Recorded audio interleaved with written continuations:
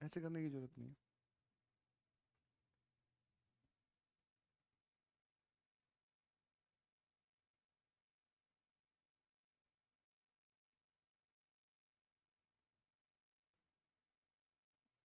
Good evening everyone, क्या मेरी आवाज आपको आ रही है और क्या मैं दिखाई दे रहा हूं?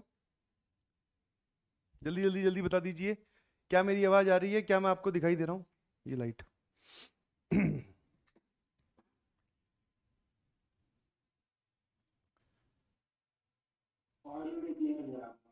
Thank you so much.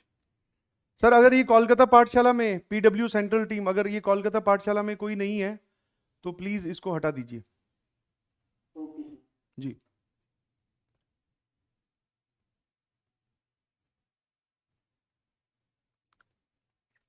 हाँ जी, ऐप वाले लोग मुझे एक बार बता दीजिए ऐप कि क्या मेरी वीडियो आपको दिखाई दे रही है, क्या मैं आपको सुनाई दिखाई दे रहा हूं? जल्दी से बताओ बेटा।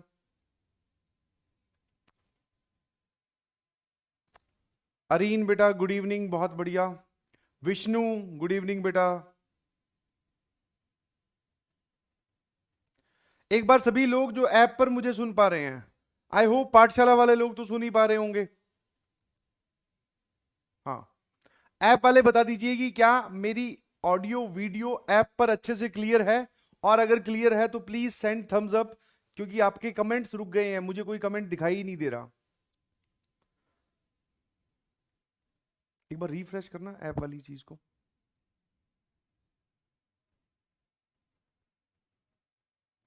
एक बार उसको वीडियो चला के देखना। हाँ, चला चला, कोई दिक्कत नहीं।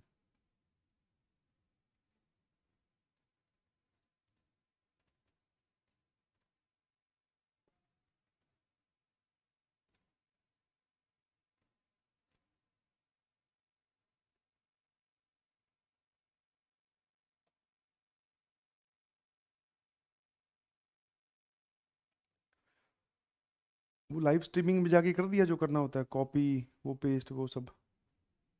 अच्छा, अभी लाइव गई ही नहीं है अपने। पाठशाला वालों बस 2 मिनट दो यार, एक बार हम कनेक्ट हो जाएं ऐप पे, फिर then we will start with our class. 2 minute आप रिलैक्स कीजिए।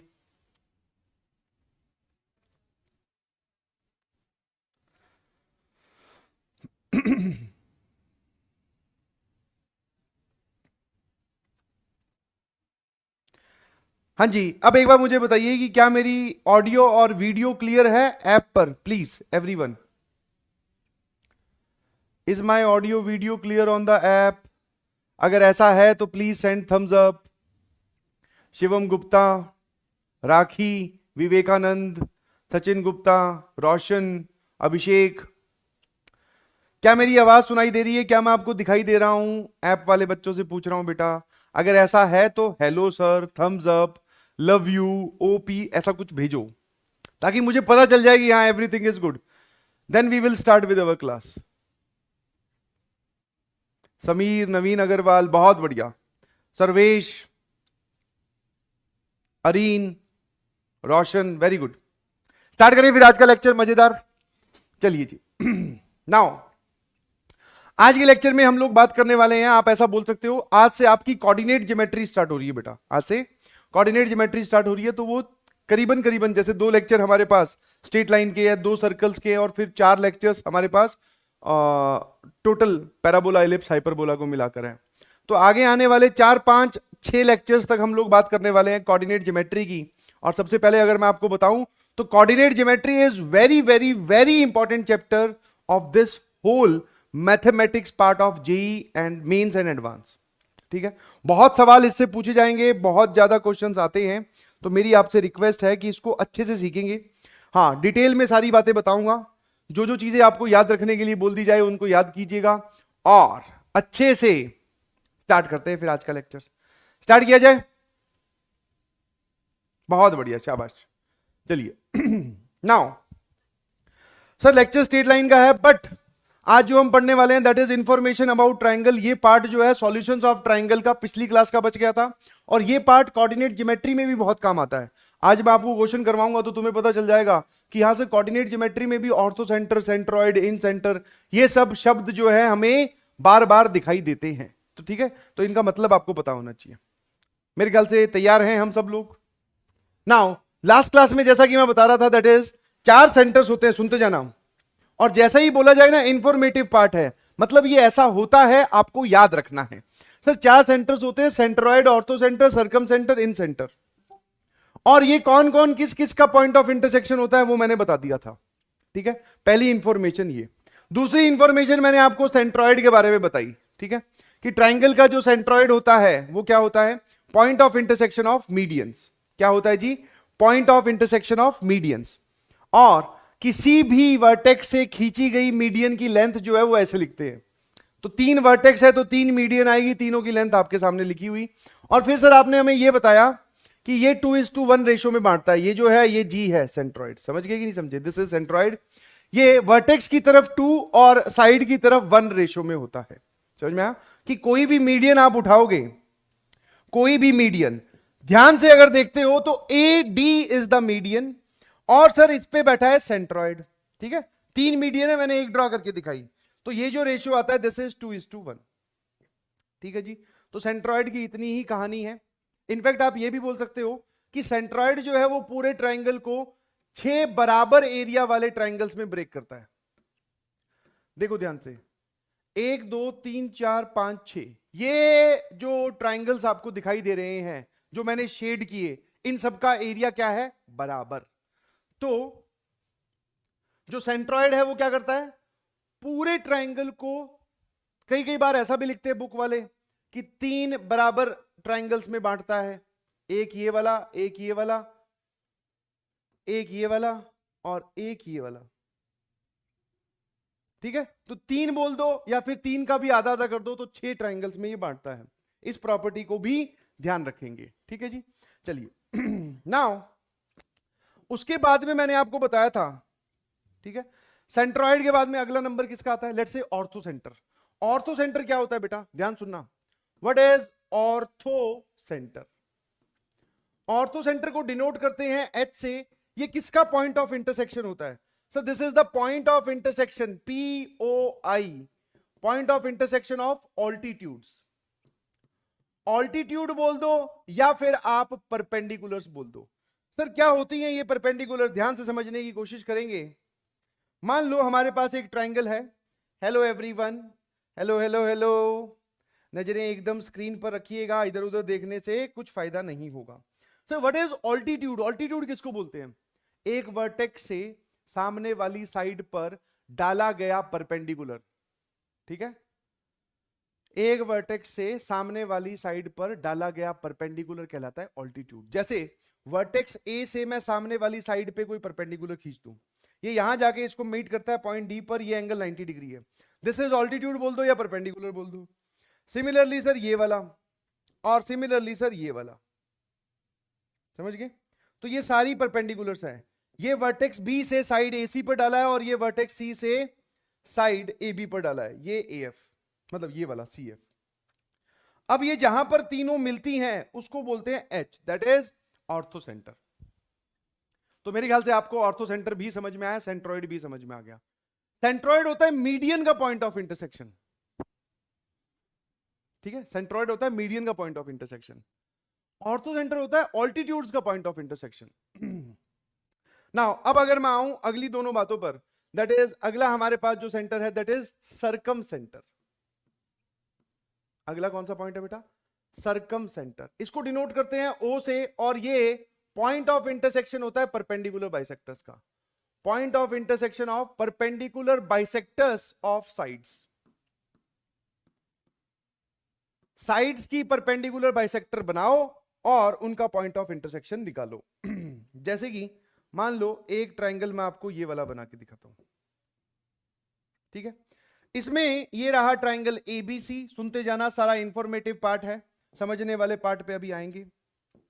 अब ऑल्टीट्यूड, ऑल्टीट्यूड 3 टाइप की लाइन बताऊंगा, ऑल्टीट्यूड, मीडियन और एंगल बाइसेक्टर। ऑल्टीट्यूड, मीडियन और एंगल बाइसेक्टर, ये तीनों वर्टेक्सेस से पास करती है, वर्टेक्स से ड्रॉ की जाती है, altitude, median and angle bisector. But sir ये जो परपेंडिकुलर बाइसेक्टर होती है ना, ये साइड की होती है। मतलब आप BC का, याद है बचपन वाली कहानी क्या, कि अगर BC एक साइड है, इसकी परपेंडिकुलर बाइसेक्टर ड्रॉ करो, तो हम लोग क्या करते थे, कंपास लेकर आधे से ज्यादा ओपन किया, फिर ऐसे एक आर्क लगाई, उतनी आर्क यहां मार्क की, और फिर ये खींचते थे। याद है? ये याद है क्या? और इससे हमें क्या मिलता था? Perpendicular bisector. Do you remember this? एक बार ऐप वाले लोगों थम्स अप भेजो, तुम्हारी कमेंट फिर से रुक गए हैं। तो perpendicular bisector basically what I am trying to convey, क्या समझाने की कोशिश कर रहा हूं? परपेंडिकुलर बाइसेक्टर बेटा, जो साइड बीसी है उसका परपेंडिकुलर बाइसेक्टर ऐसा हो सकता है। अब देखो ध्यान से, मैंने जानबूझकर इधर बनाया क्योंकि ये जरूरी नहीं कि वर्टेक्स ए से पास करे ही करे। ये साइड बीसी का क्या है? Perpendicular bisector. इसको बाइसेक्ट भी कर रहा है और इसके परपेंडिकुलर भी है। फिर सर ऐसे ही साइड एसी का परपेंडिकुलर बाइसेक्टर बना लो, साइड एसी का परपेंडिकुलर बाइसेक्टर बना लो, तो जो इसको परपेंडिकुलर भी है एसी के और इसको बाइसेक्ट भी करें। और ऐसे ही आप साइड ए बी का परपेंडिकुलर बाइसेक्टर मिला लो, बना लो। ये जहां तीनों परपेंडिकुलर बाइसेक्टर जहां जाके मिलेंगे उसको बोलते हैं ऑर्थो सेंटर। उसको क्या बोलते हैं बेटा? Ortho centre. बहुत बढ़िया। हाँ, ऐप वाले लोगों थोड़े थोड़े कमेंट्स करते रहिएगा, बट साथ में समझने वाली चीज है तो सुनते भी रहना आराम से। This is circumcentre of this triangle. Orthocentre गलत बोल दिया मैंने। This is circumcentre, perpendicular bisectors का point of intersection. Now sir ये हो गया सरकम सेंटर। इसके बाद में बारी आती है बेटा इन सेंटर की। एक लास्ट बचा है, that is in centre. In centre को रिप्रेजेंट करते हैं आई से, और ये किसका पॉइंट ऑफ इंटरसेक्शन होता है? This is point of intersection of angle bisectors. अब वापिस सिंपल सी कहानी है, एक ट्राइंगल में कितने एंगल्स होते हैं? सर एक ट्राइंगल में 3 एंगल्स होते हैं। कौन कौन से? लास्ट क्लास में जब हम बात कर रहे थे, अगर ये वर्टेक्स ए है तो ये एंगल ए, और अगर ये वर्टेक्स बी है तो ये एंगल बी, और अगर ये वर्टेक्स सी है तो ये एंगल सी। नाउ सभी के एंगल बाइसेक्टर्स ड्रॉ करो। एक ऐसी लाइन जो एंगल को बाइसेक्ट करे, ठीक है? एक ऐसी लाइन जो एंगल सी को बाइसेक्ट करे, एक ऐसी लाइन जो एंगल बी को बाइसेक्ट करे। अब ध्यान सुनना, आपने एंगल बाइसेक्टर्स ड्रॉ किए हैं, दैट मींस ये वाला एंगल और ये वाला एंगल बराबर है, और इनफैक्ट बराबर होने के साथ साथ ये a/2 और a/2 भी है। समझ में? एंगल बाइसेक्टर का मतलब समझ आता है? जो एंगल को बाइसेक्ट कर दे। बहुत बढ़िया। फिर सर ये जो है this is c/2 and this is also c/2 and this is b/2 और ये वाला भी b/2। जहां पर जाकर ये सारे मिलेंगे, जहां पर जाकर ये सारे मिलेंगे उसको बोलते हैं इन सेंटर, डिनोट किया जाता है आई से। ठीक है? तो मैंने आपको सबकी इंफॉर्मेशन बता दी, एक बार फटाफट देख लो। Centroid, point of intersection of medians, इनकी प्रॉपर्टीज अभी बताऊंगा। फिर सर हमारे पास आया orthocentre, point of intersection of altitude, circumcentre, point of intersection of perpendicular bisectors, और फिर लास्ट में आया sir incentre, point of intersection of angle bisectors. ठीक है? और वो दिखाई दे रहा। नाउ अब ये सारा चार्ट मैंने एक साथ बना के लाया हूं आपके लिए, ध्यान से देखो जरा। ठीक है? थोड़ी सी मेहनत लगी है, but this is very helpful. सबसे पहले मीडियन बताई गई, ऑल्दो मैं आपको लिखवा चुका हूं, बता भी चुका हूं, बट यहां पे लिख भी दी है। The line drawn from any vertex which divides the opposite side into equal parts, जो सामने वाली साइड को बराबर भागों में बांटे। तो जैसे ये वाली मीडियन, ये वाली मीडियन, ये वाली मीडियन जहां काटेगी उसको बोलेंगे सेंट्रॉइड। नाउ ऑल्टीट्यूड, नॉर्मल या परपेंडिकुलर, एक ही बात है, ये तीनों एक ही लाइन के नाम है।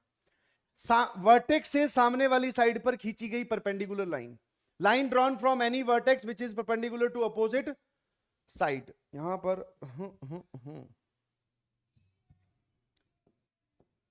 ठीक है, पर अपोजिट साइड। तो ये 3 लाइंस दिख रही है सर हमें, और इनका पॉइंट ऑफ इंटरसेक्शन क्या कहलाएगा? Ortho centre. अब यहां आ जाओ। एंगल बाइसेक्टर किसको बोलते हैं? The line bisecting the angle, जो भी एंगल बन रहा है उसको बाइसेक्ट करने वाली, उसका point of intersection in centre. Perpendicular bisectors of the sides, perpendicular bisectors मैं आपको समझा चुका हूं क्या होती है। एक लाइन को जो 2 बराबर भागों में बांटते। यस और नो? ठीक है? और इनका पॉइंट ऑफ इंटरसेक्शन आता है सर्कम सेंटर। ये सारी अलग अलग कहानी है। ठीक है? तो सेंटर ट्राइंगल में कितने होते हैं? 4। और जब सेंटर 4 होते हैं परंतु सर्कल सिर्फ 2 ही होते हैं। सर्कल कितने होते हैं बेटा? 2। सबसे पहले इसको समझते हैं सर्कम सर्कल। एक ऐसा सर्कल, ध्यान सुनना, सर्कम सर्कल कौन सा होता है? एक ऐसा सर्कल जो ट्राइंगल के तीनों वर्टिसेस से पास करे, जो ट्राइंगल के तीनों वर्टिसेस से पास करे। समझ में आया? जो तीनों पॉइंट से गुजरता हो उसको बोलते हैं सर्कम सर्कल। Centre 4, circle 2। क्या मेरी बात समझ में आ रही है ना? अच्छा सर, ठीक है। और एक जिसको आप इन सर्कल बोलते हो, नाम से ही पता चल रहा है, ट्राइंगल के जो अंदर बने उसको बोलते हैं हम इन सर्कल, है ना? ट्राइंगल के जो अंदर बने उसको हम क्या बोलते हैं? इन सर्कल। अंदर बनने का मतलब कि वो तीनों साइड्स को इंटरनली टच करेगा, तीनों साइड्स को इंटरनली टच करेगा। क्या दोनों में फर्क दिखाई दे रहा है? डिफरेंस पता कर पा रहे हो? सर वो तो अंदर रहते हुए तीनों साइड्स को टच करेगा, ये बाहर रहते हुए तीनों वर्टिसेस से पास करेगा। इसकी रेडियस को डिनोट करते हैं बेटा कैपिटल आर से, बिकॉज ये बड़ा सर्कल है। इसकी रेडियस को डिनोट करते हैं स्मॉल आर से, क्योंकि ये छोटा सर्कल है, अंदर की तरफ है। ठीक है, इसकी रेडियस को बोलते हैं इन रेडियस, इसकी रेडियस को बोलते हैं circumradius. Circumcentre, circumcircle, circumradius. Incentre, incircle, inradius. क्या मेरी बात समझ गए? है ना? अच्छा, जो ओ आपने थोड़ी देर पहले निकाला था सरकम सेंटर, यही है सरकम सेंटर बेटा। ठीक है, O is the circumcentre, O is the circumcentre, capital R is the radius. तीनों वर्टेक्स से बराबर दूरी पर होगा। किसी भी एक पर आप मतलब सेंटर यहां पे अपना कंपास रखकर किसी भी एक वर्टेक्स तक खोलकर कंपास को अगर आप एक सर्कल ड्रॉ करोगे तो वो तीनों वर्टेक्स से पास करेगा। और सर ये जो है I, this is nothing but incentre. और आई जो है, ये जो आर कैसे निकालेंगे? अब आप एक काम करो, कंपास को यहां रखो और किसी भी साइड तक ओपन करो और फिर एक सर्कल खींचोगे तो वो आएगा इन सर्कल। ठीक है, तो ये है आपके पास टोटल याद रखने वाली बातें। 4 टाइप की लाइन, 4 टाइप के सेंटर, 2 टाइप के सर्कल। ठीक है, ये तो है कि ये क्या होते हैं। अगर आपको ये भी पता हो कि ये क्या होते हैं तो बहुत सारे सवाल, in fact maximum number of questions में आपका काम चल जाएगा ना। अब आते हैं इनकी प्रॉपर्टीज पर। ये सारी प्रॉपर्टीज बेटा जबरदस्त तरीके से एक साथ लिख के आपको समझा दी गई है। अब इनको ध्यान से, बस सॉरी, आपके सामने लिख के ला दी गई है। अब समझा देता हूं, याद करवा देता हूं, उसके बाद में आपका काम है कि इनको बार बार रिवाइज करते रहना। आपको यह जानकर बिल्कुल हैरानी नहीं होनी चाहिए कि इस प्रॉपर्टीज से टोटल 9 बातें लिखी हुई हैं, इनसे आप ऐसा बोल दो कि क्वेश्चन आएगा ही आएगा। ठीक है, और जेईई एडवांस में इस बार जो सवाल आया था, वो जिसको इन 9 में से एक बात पता होनी चाहिए थी या सारी 9 बातें पता थी तो वो सवाल सॉल्व कराया। क्या है अभी बताता हूं। तो क्वेश्चन जरूर आएगा। ठीक है, हाँ 100% आएगा, तो इन बातों को याद रखेंगे। सबसे पहली बात है, मेरे ख्याल से आपने पढ़ ली कि all 4 centres are same for equilateral triangle. अगर ट्राइंगल इक्विलेटरल हो जाए तो 4 सेंटर थे, वो चारों एक ही पॉइंट बन जाते हैं। समझ में आया? इक्विलेटरल ट्राइंगल में सेंटरॉइड, सरकम सेंटर, इन सेंटर, ऑर्थो सेंटर सारे बराबर हो जाते हैं, मतलब एक ही पॉइंट होता है। क्या मेरी बात समझ में आई? तो पॉइंट नंबर 1 इज डन। और सिर्फ किसके लिए? इक्विलेटरल ट्राइंगल के लिए, हर एक ट्राइंगल के लिए नहीं। हर एक ट्राइंगल में तो सर ये अलग अलग होते हैं। अगला point, all 4 are collinear isosceles triangle. अगर आपको पता चले कि ट्राइंगल आइसोसेलेस है, आइसोसेलेस का मतलब समझ में आता है? हाँ जी सर, 2 साइड्स अगर बराबर हो जाएं, क्या हो जाएं?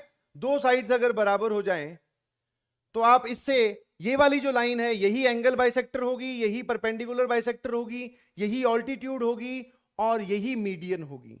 तो सारे के सारे इसके ऊपर लाई करते हैं।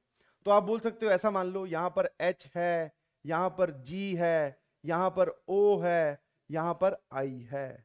समझ में आया? ये सारे एक ही लाइन पे लाई करते हैं और 3 या 3 से ज्यादा पॉइंट्स एक लाइन पे लाई करें उनको बोलते हैं कोलिनियर। तो आइसोसेलेस के लिए ये क्या होते हैं? कोलिनियर। और फिर कोई नॉर्मल ट्राइंगल हो तो भाई साहब ये कहीं भी हो सकते हैं। एच, जी और ओ ये तो हमेशा ही कोलिनियर होते हैं, आई बाहर कहीं हो सकता है। किसी नॉर्मल ट्राइंगल के लिए इक्विलेटरल है तो चारों पॉइंट सेम, आइसोसेलेस है तो चारों एक लाइन पे। अब आ जाओ अगले पे। For any triangle G divides the line joining H and O in 2:1। ये वाला पॉइंट बहुत इंपॉर्टेंट है। क्या बोल रहा है जरा ध्यान सुनना। किसी भी ट्राइंगल में जो सेंट्रॉइड होता है वो 2:1 रेशो में बांटता है बेटा। किस किस को? कौन सी लाइन को? ऑर्थो सेंटर और सरकम सेंटर को ज्वाइन करने वाली लाइन को। समझ में आएगा? नहीं समझ में आया? ऑलवेज रिमेंबर, सेंट्रॉइड जो होता है ना जी, वो जहां पर भी जाकर डिवाइड करेगा तो वो 2:1 में ही करेगा, चाहे वो मीडियन को बांटे, समझ में आया, चाहे वो इस लाइन को बांटे। तो दिस इज वेरी इंपॉर्टेंट। इस लाइन का डायग्राम ये रहा। Centroid divides the median in 2:1 and triangle in 6 triangles of equal area, ये बात हमारी हो चुकी है, अभी थोड़ी देर पहले ही बताया था कि जो सेंट्रॉइड होता है वो मीडियन को तो 2:1 में और पूरे ट्राइंगल को 6 बराबर इक्विलेटरल ट्राइंगल, मतलब सॉरी, बराबर एरिया वाले ट्राइंगल्स में बांटता है। Angle bisector divides the opposite side in the ratio of the side containing the angle. Sir क्या मतलब है इसका, डायग्राम बना दे रहा हूं, ध्यान सुनो। मान लो कि ये है ए, ये है बी, ये है सी। आपने एंगल बाइसेक्टर ड्रॉ की एंगल ए की, आपने एंगल बाइसेक्टर ड्रॉ की एंगल ए की, जो सामने वाली साइड को डी पर जाकर काटती है, ठीक है। एंगल बाइसेक्टर है तो ये और ये एंगल बराबर, वर्टेक्स सी के सामने वाली साइड हो जाएगी सी, वर्टेक्स बी के सामने वाली साइड हो जाएगी बी। अब ये जो बात है वो क्या है बताता हूं, कि जो एंगल बाइसेक्टर है वो सामने वाली साइड को किस रेशियो में बांटती है, that is B D upon D C is as same as sides containing the angle. ये एंगल कौन सी दो साइड्स के बीच में बन रहा था, सर एक तो साइड सी और एक साइड बी, तो B D upon D C है तो सी अपॉन बी होगा, डीसी अपॉन बी डी होगा तो बी अपॉन सी होगा। समझ में आया, ये वाली बात यहां लिखी हुई है। सर एक ही एंगल बाइसेक्टर थोड़ी होती है, यहां पे तो तीन तीन होती है, तो तीनों के लिए बात वैलिड है। दूसरी बनाओगे तो उस हिसाब से आप रेशियो लिख लेना, ठीक है। I hope this thing is also clear. In centre divides the internal angle bisector of angle A in ratio this. इसी में ही अगर मैं आपको बोलूं कि इन सेंटर पक्का इस पे बैठा होगा, ठीक है, एंगल बाइसेक्टर पे इन सेंटर लाई करता है, तो वो बोल रहा है कि इसका जो रेशियो होगा, अगला रिजल्ट जो सेकंड नंबर वाला है, that is a I upon I D. In centre angle bisector को, इन सेंटर एंगल बाइसेक्टर को किस रेशियो में बांटता है, that is b plus c upon a. ये रेशियो ये होता है। अगले पे आ जाओ, और अगला जो है that is 7, that is very very very important. For a right angle triangle circumcenter is the midpoint of hypotenuse and orthocenter is the point where right triangle ध्यान सुनना, इसका डायग्राम बनाता हूं बिकॉज डायग्राम से चीजें अच्छी याद रहती हैं। कभी आपको पता चलेगी एक राइट एंगल ट्राइंगल है, ये रहा ए, ये रहा बी, ये रहा सी, सुनते जाना आराम आराम से। राइट एंगल ट्राइंगल किसको बोलते हैं बेटा, जिसमें कोई भी एक एंगल 90 डिग्री हो। समझ में आया, कोई भी एक एंगल क्या हो, 90 डिग्री। जैसे ही आपको सवाल में पता चले कि ये राइट एंगल ट्राइंगल है, जैसे ही आपको सवाल में पता चले कि राइट एंगल ट्राइंगल है, तो जो ऑर्थो सेंटर होता है वो तो हाइपोटेन्यूज का, सॉरी, जो सर्कम सेंटर होता है वो तो होता है हाइपोटेन्यूज का mid point. This is circumcentre. Circumcentre मतलब ओ, हाइपोटेन्यूज का मिड पॉइंट। और जो ऑर्थो सेंटर होता है is the point where right angle is formed, मतलब ऑर्थो सेंटर यही पॉइंट है। C and H both are same. 90 degree का एंगल कौन से वर्टेक्स पे बन रहा है, सर C पे, तो C पर अगर 90 डिग्री का एंगल बन रहा है तो वही ऑर्थो सेंटर है। क्या मेरी बात समझ में आई? तो राइट एंगल ट्राइंगल में आप दो लोगों को तो सीधा सीधा ही बता सकते हो, कौन कौन? राइट एंगल ट्राइंगल में आप दो लोगों को सीधा सीधा ही बता सकते हो, कौन कौन? एक तो ऑर्थो सेंटर, एक circum centre. Circum centre sir hypotenuse का मिड पॉइंट, और ऑर्थो सेंटर जहां पे 90 डिग्री बने वो। तो point number 7 is done. Image of ortho centre in any side lies on circum centre. ये वाली बात जो है इसको भी याद रखिएगा, ठीक है। Image of ortho centre in any side lies on circum circle. इस पे इस बार सवाल आया था, दिस इज द क्वेश्चन जिसपे जेई, या फिर ये वाला वो पॉइंट है जिसमें जेई एडवांस 2021 में सवाल आ चुका है इस बात पर। जिसको ये बात पता थी तुरंत आप जवाब लिख सकते हो। Sir what do you mean by, 8वें का यहां पर डायग्राम बना देता हूं, जल्दी से देखिएगा प्लीज। अच्छा ये बातें बड़ी इंपॉर्टेंट है यार, कुछ भी करके, क्या बोल रहा हूं, कुछ भी करके इनको याद कर लेना। अब ये इमेज वगैरह क्या होती है अभी सीखेंगे, घबराइएगा नहीं। इमेज वगैरह क्या होती है वो सीखेंगे, घबराइएगा नहीं, ठीक है।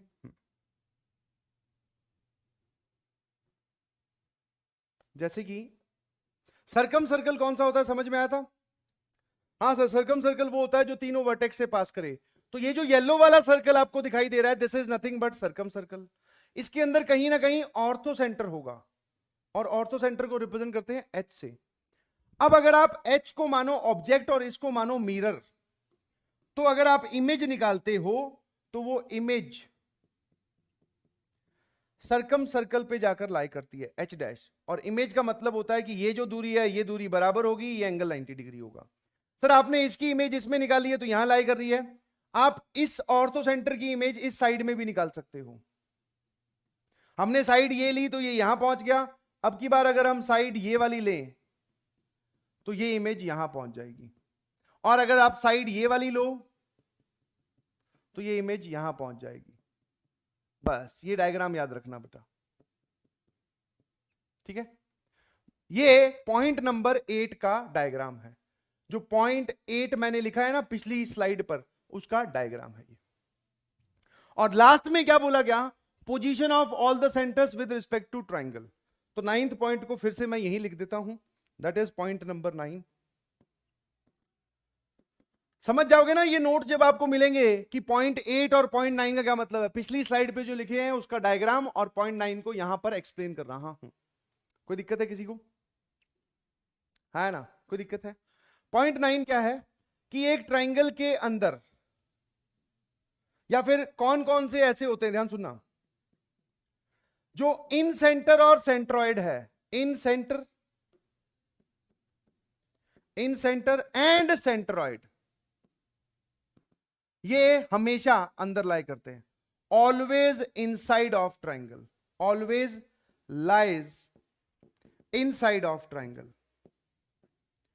चाहे किसी भी प्रकार का ट्राइंगल हो, एक्यूट हो, ऑब्ट्यूज हो, एक्यूट हो, ऑब्ट्यूज हो, और 90 डिग्री वाला हो, ये दोनों लोग जो होंगे ये ट्राइंगल के अंदर ही बैठे होंगे। समझ गए ये बात? पोजीशन बता रहा हूं, तो इन दोनों का तो काम खत्म। Sir what about orthocentre and circumcentre? समझ जाओगे एच और ओ। अब डिपेंड करता है कि ट्राइंगल की वैरायटी आपने कैसे ली है। अगर आपने एक्यूट ली है, 90 डिग्री वाली ली है, और ऑब्ट्यूज ली है, ट्राइंगल की वैरायटी लिख रहा हूं। अब इनकी पोजीशन देखना जरा। अगर ट्राइंगल एक्यूट होगा तो ये भी दोनों अंदर होंगे, इनसाइड इनसाइड। अगर ट्राइंगल 90 डिग्री वाला होगा तो ये दोनों इस पे ऑन होंगे, ऑन मतलब ट्राइंगल के ऊपर बैठे होंगे, ना अंदर ना बाहर। और अब यहां आ जाइए, अगर एंगल ट्राइंगल होगा ऑब्ट्यूज वाला तो ये दोनों ही लोग बाहर जाके बैठ जाते हैं।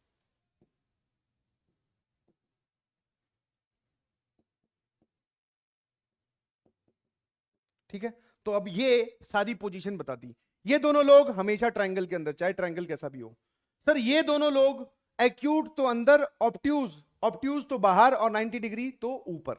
क्या मेरी बात समझ गए?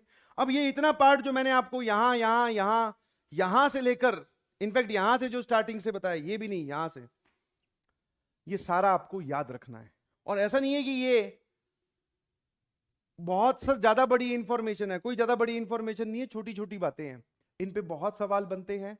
और स्ट्रेट लाइन में हो सकता है आप लाइन की इक्वेशन निकालना सीख जाएं, हो सकता है आप दो लाइंस के बीच में एंगल निकालना सीख जाएं। अगर वहां पर सवाल में अगर ये छपा हुआ आ गया कि बताओ ऑर्थो सेंटर क्या है, तो आपकी सारी स्ट्रेट लाइन सीखी हुई बेकार हो जाएगी, क्योंकि आपको यही नहीं पता कि ऑर्थो सेंटर क्या होता है। समझ में आया? तो स्ट्रेट लाइन एक अलग चैप्टर है, और ये जो इंफॉर्मेशन दी ये अलग है। आईआईटी जेई में पूछे गए सवालों में ये मिक्स होती हैं। अब कोई बोले सर मैंने तो स्ट्रेट लाइन बहुत अच्छे से सीख ली, एंगल बाइसेक्टर निकालना आता है, मैं इमेज निकाल सकता हूं, फुट ऑफ परपेंडिकुलर निकाल सकता हूं, एक पॉइंट की एक लाइन से दूरी निकाल सकता हूं, बट सर ये इंफॉर्मेशन मुझे याद नहीं है, तो फिर आपका नुकसान होगा। समझ गए? तो नो नीड टू से this is very important. App वाले लोगों फटाफट थम्स अप भेजो अगर मेरी बात समझ में आ गई है तो। नाउ अब हम स्टार्ट कर रहे हैं बेटा कोऑर्डिनेट ज्योमेट्री। समझने वाली बात अब शुरू होगी, इससे पहले इंफॉर्मेटिव पार्ट चल रहा था, मतलब ऐसा होता है, आपको याद रखना है। क्या मेरी बात समझ में आई? कितने लोग एग्री करते हैं? हाथ ऊपर ही रखना कि हाँ सर हम याद कर लेंगे एनी हाउ, जैसे तैसे। मान लिया कि हाँ सर थोड़ा गड़बड़ है, इतनी ज्यादा इंफॉर्मेशन कैसे पचाएं, तो अभी है आईआईटी का पेपर होने में, अभी टाइम है आईआईटी का पेपर होने में। कुछ फॉर्मूलाज और कुछ बातें आपको याद होनी चाहिए, ठीक है जी, और कोऑर्डिनेट ज्योमेट्री में तो होनी ही होनी चाहिए। चलिए, दो टाइप के डिवीजन होते हैं मेरे ख्याल से, इंटरनल एक्सटर्नल, सभी लोग जानते हैं, फटाफट मैं छाप देता हूं, सुनना जरा। इंटरनल डिवीजन में जैसे कि सर एक पॉइंट है x1 y1 कोऑर्डिनेट, और एक पॉइंट है x2 y2। अच्छा नाम सुनना जरा ध्यान से, आप इसको बोलते हो x कोऑर्डिनेट, इसको बोलते हो y कोऑर्डिनेट, है ना, x कोऑर्डिनेट y कोऑर्डिनेट। इसका टेक्निकल नाम और सुन लो, टेक्निकल नाम मतलब जो आईआईटी वाले यूज करते हैं, एबसीसा।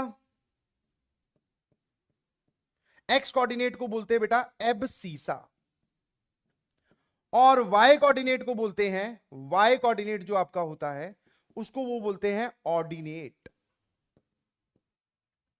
तो what is abscissa, x1, what is ordinate, that is y1। ये दो नाम है जो आपको याद होने चाहिए, ठीक है।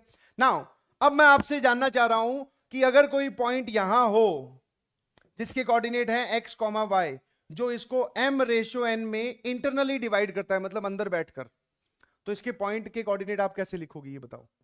अच्छा, अब जो जो बात बोलता जा रहा हूं, हर एक बात पे सवाल आए हुए हैं। सर ये डिवीजन वाले फॉर्मूले पे भी सवाल आया है। हाँ जी, समझ में आया? तो इसका फॉर्मूला क्या होगा जल्दी से बताना जरा। सर अगर आप एक्स कोऑर्डिनेट लिखना चाहते हो तो ध्यान रखना हमेशा अपोजिट वाले से मल्टीप्लाई करते हैं। एक्स कोऑर्डिनेट लिख रहे हो तो इसका और इसका एक्स कोऑर्डिनेट उपयोग होगा, यूज होगा, m into x2 plus n into x1 upon m plus n। Similarly अगर मैं y कोऑर्डिनेट की बात करूं तो दोनों के y कोऑर्डिनेट यूज करो इसका y कोऑर्डिनेट लिखने के लिए, और सर अपोजिट वाले से मल्टीप्लाई करोगे, m इधर है तो वो y1 से मल्टीप्लाई होगा, सॉरी y2 से मल्टीप्लाई होगा, तो m इंटू y2, n इधर है तो वो y1 से मल्टीप्लाई होगा, और नीचे लिखा जाता है, नीचे लिखा जाता है m plus n। Now external division में कुछ अलग बात नहीं है। एक्सटर्नल डिवीजन में क्या होगा, सेम सिचुएशन, x1 y1 यहां पर, x2 y2 यहां पर। अब जो है पहले इंटरनल डिवीजन में पॉइंट ए और बी के बीच में होता है, एक्सटर्नल डिवीजन में पॉइंट ए और बी से बाहर जाके कहीं बैठ जाएगा, मतलब बीच वाले पार्ट को छोड़कर या तो इस तरफ या इस तरफ। सिचुएशन अभी भी वही है कि ये वाला पार्ट है m और ये वाला पार्ट है n। तो अब अगर आप x कोऑर्डिनेट और y कोऑर्डिनेट लिखना चाहते हो पॉइंट P के, तो कुछ मत करो, बस इसी में ही या तो चाहे m के आगे चाहे n के आगे एक जगह माइनस लगा दो, ठीक है। चाहे m के आगे चाहे n के आगे, जिसके भी आगे आप माइनस लगाओ एक ही जगह पे लगाना, दो दो जगह मत लगा देना, और जिसके भी आगे माइनस लगाओ सब जगह।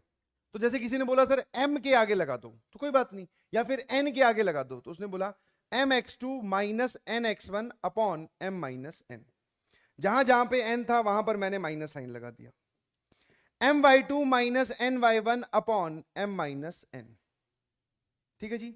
अब कोई बोले सर मैं तो माइनस साइन m के आगे लगाऊंगा, तो तेरी मर्जी है, minus m minus m minus m minus m सारी जगह। इंटरनल एक्सटर्नल डिवीजन का फॉर्मूला क्लियर है, और दो हम ये 10th क्लास में भी पढ़ते हैं। चलिए जी, उसके बाद में अगली छोटी सी बात, छोटी छोटी सारी बातें कवर की जाएगी, ध्यान रखना, because coordinate geometry is very important. अगर आपको कभी पता चलेगी एक पॉइंट है x1, एक पॉइंट x1 y1, एक पॉइंट है x2 y2, और मैं पूछूं कि इनके बीच की डिस्टेंस ए बी बता दो, तो फॉर्मूला क्या होता है सर, डिस्टेंस होता है x कोऑर्डिनेट का डिफरेंस x2 माइनस x1 और इसका स्क्वायर, और y कोऑर्डिनेट का difference that is y2 minus y1 और इसका square. This is the formula for distance between two points. बहुत आसान, बहुत इजी, हम जानते हैं। अब अगले पार्ट पे आ जाइए, एरिया ऑफ ट्राइंगल। बहुत सही सर, अगर आप 3 पॉइंट्स की मदद से एरिया निकालते हो, 3 पॉइंट्स की मदद से क्या निकालते हो, एरिया, x1 y1, एक ट्राइंगल बनाते हो और फिर उस ट्राइंगल का एरिया लिखना चाहते हो, तो what is area of triangle? Area of triangle A B C क्या हो जाएगा, ध्यान सुनना सर, यहां आएगा हाफ, फिर एक डिटर्मिनेंट बनाओ, क्या बनाओ, डिटर्मिनेंट। 3 पॉइंट्स है तो 3 क्रॉस 3 का डिटर्मिनेंट बनाएंगे। एक पूरा कॉलम एक्स कोऑर्डिनेट से भर दो, मतलब x1 x2 x3, x1 x2 x3। एक पूरा कॉलम y कोऑर्डिनेट से भर दो, y1 y2 y3, और एक पूरा कॉलम 1 1 1 से भर दो। ये तो हुआ एरिया, और इस पूरे पे फिर से ये साइन लगाओ। जब मैं ये बाहर वाले साइन के बारे में पूछता हूं तो बच्चों को लगता है ये और डिटर्मिनेंट है, नहीं जी, दिस इज मॉड। और मॉड का मतलब है सर ये नेगेटिव को पॉजिटिव बना देगा, क्योंकि हो सकता है आप इस डिटर्मिनेंट को सॉल्व करो तो आपका एरिया आए नेगेटिव, परंतु सर हम नेगेटिव आंसर कभी नहीं कर सकते, एरिया कभी नेगेटिव हुआ था क्या, तो एक उस पर मॉड लगा दिया। गणित में या फिर कोऑर्डिनेट ज्योमेट्री में जहां जहां पर भी मॉड लगा हो, वो मॉड अपनी मर्जी से हटा मत देना, जैसे मैंने यहां मॉड लगा दिया। मॉड अगर आपने हटाया तो आपके पास जवाब जो है वो कम आएंगे। समझ में आएगी नहीं समझ में? जवाब क्या आएंगे? कम। मॉड अगर वहां रहता है तो वो आपको एक्चुअल नंबर ऑफ आंसर्स तक पहुंचा देता है। जितने जवाब पॉसिबल हो सकते थे वहां तक आपको वो ले जाएगा अगर मॉड बैठा है तो। आपने अपनी मर्जी से मॉड हटा दिया तो गड़बड़ हो जाएगी। तो मॉड हम नहीं हटाएंगे। ठीक है जी। चलिए, इतनी छोटी सी बात पर ये रहा पहला सवाल जेईई मेंस 2017 का। पेन कॉपी चलाइए, पेन कॉपी पे चलाइए, जो जो समझ में आ रहा है करके दिखाइए फटाफट, क्योंकि इस सवाल को सॉल्व करने के लिए जिस जिस चीज की जरूरत है सारी आपको बता दी गई है। ऐप वाले लोगों एक बार थम्स अप भेज दो फटाफट।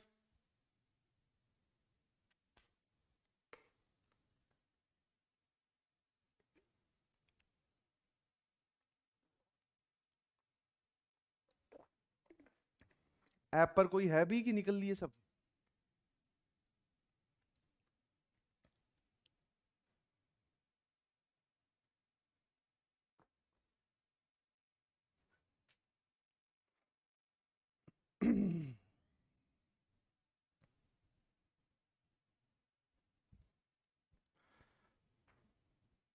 दीपक कुमार, आदित्य प्रकाश, बहुत बढ़िया बहुत बढ़िया, शाबाश। थम्स अप भेजो बेटा, थम्स अप भेजो। आप लोगों के थम्स अप बड़े कम आ रहे हैं, चैट रुकी पड़ी है, मोटिवेशन नहीं आ रहा है पढ़ाने का, बिकॉज मुझे सामने तो सिर्फ 5 ही लोग दिख रहे हैं। हाँ, Yasir Khan very good, Sayan Datta very good, Abhishek Narayan, Arpit, Ananga Kulkarni, Sudha, बहुत बढ़िया। K be integer such that the triangle with vertices this and this has area 28 square units. अभी अभी एरिया का फॉर्मूला बताया, अभी अभी सर एरिया का फॉर्मूला या काम आ गया। ठीक है, अब मेरी बात ध्यान सुनना। अगर मैं आपसे पूछूं कि 3 पॉइंट से बनने वाले ट्राइंगल का एरिया कैसे लिखते हैं? Sir half. आपने बोला एक कॉलम एक्स कोऑर्डिनेट से बना दो, तो यहां पर है के, यहां पर क्या है बेटा 5, और यहां पर कितना है बेटा -k। सर दूसरा कॉलम आप वाई कोऑर्डिनेट से बनाओ, -3k, फिर k, और फिर 2, और तीसरा कॉलम 1 1 1 से बनाओ और इस पूरे पर मॉड लगाओ, और इसने पूरी वैल्यू दे रखी है 28। अब जो जो मॉड नहीं लगाएगा फंस जाएगा। अब ये जो डिटर्मिनेंट बना बेटा इसको सॉल्व करके दिखाइए प्लीज फटाफट। इस 2 को इधर लेके जाऊंगा, दैट इज 56, और इस डिटर्मिनेंट को सॉल्व कर रहा हूं, दैट इज k इंटू, आप अपना अपना सॉल्व करें।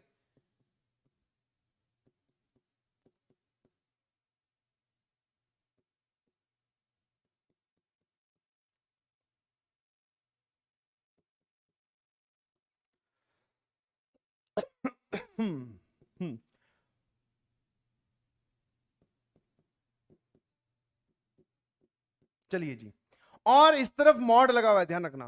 सर ये लिखा हुआ है k² -2k plus 15k plus 3k² plus 10 plus k², और यहां लगा हुआ है मॉड, और इसके बराबर में है बेटा 56। देखते रहना आराम आराम से, k², 5k², बहुत बढ़िया सर, प्लस और ये प्लस 13k, बहुत बढ़िया, और कांस्टेंट टर्म सिर्फ आ रही है 10, है ना।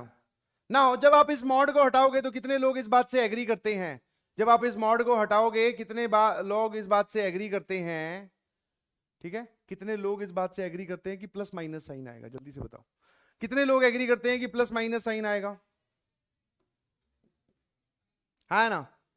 ये पता है ना कि मॉड ऑफ एक्स या मॉड ऑफ समथिंग बराबर अगर कभी अल्फा लिखा हो तो ये आता है मॉड ऑफ वही समथिंग लिख दो और आगे लिख दो प्लस माइनस अल्फा।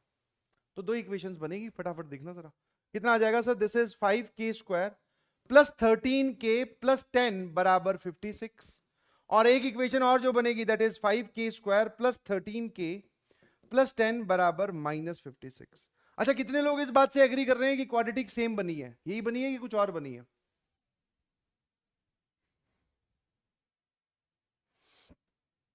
यही बनी है कि कुछ और बनी है पाठशाला वालों? मॉड के अंदर क्वाड्रेटिक यही बनी है, शाबाश। आ जाइए, अब आ जाइए भैया इधर, ये क्या लिखा हुआ है जरा बोलना। 5k² प्लस 13k, ये इधर आएगा तो ये हो जाएगा -46।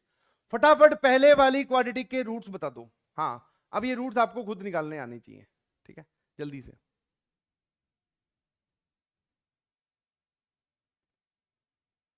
सुधा जायसवाल जी कुछ पूछना चाह रही हैं तो बेटा पूछो, ये ऐसे स्माइली सी और ये सब इमोजी मत भेजो।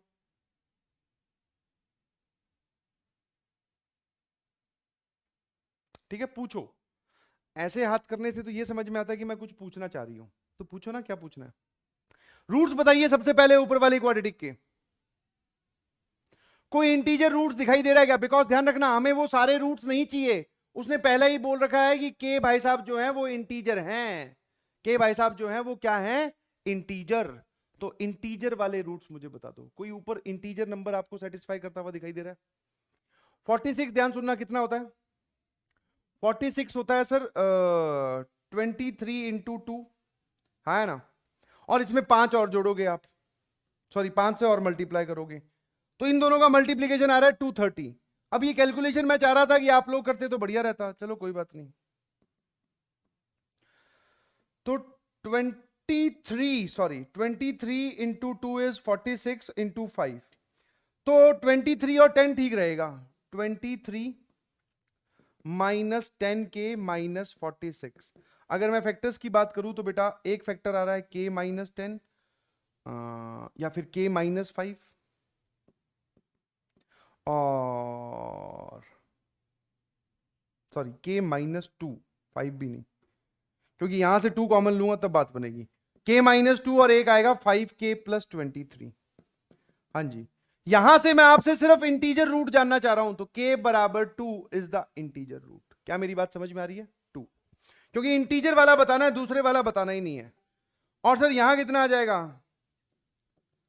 5k² + 13k, ये इधर जाएगा तो जरा बोलना सर, ये हो जाएगा 66। तो 6 × 11 × 5, ये लिखा हुआ है सर 21, सॉरी 30 और 11।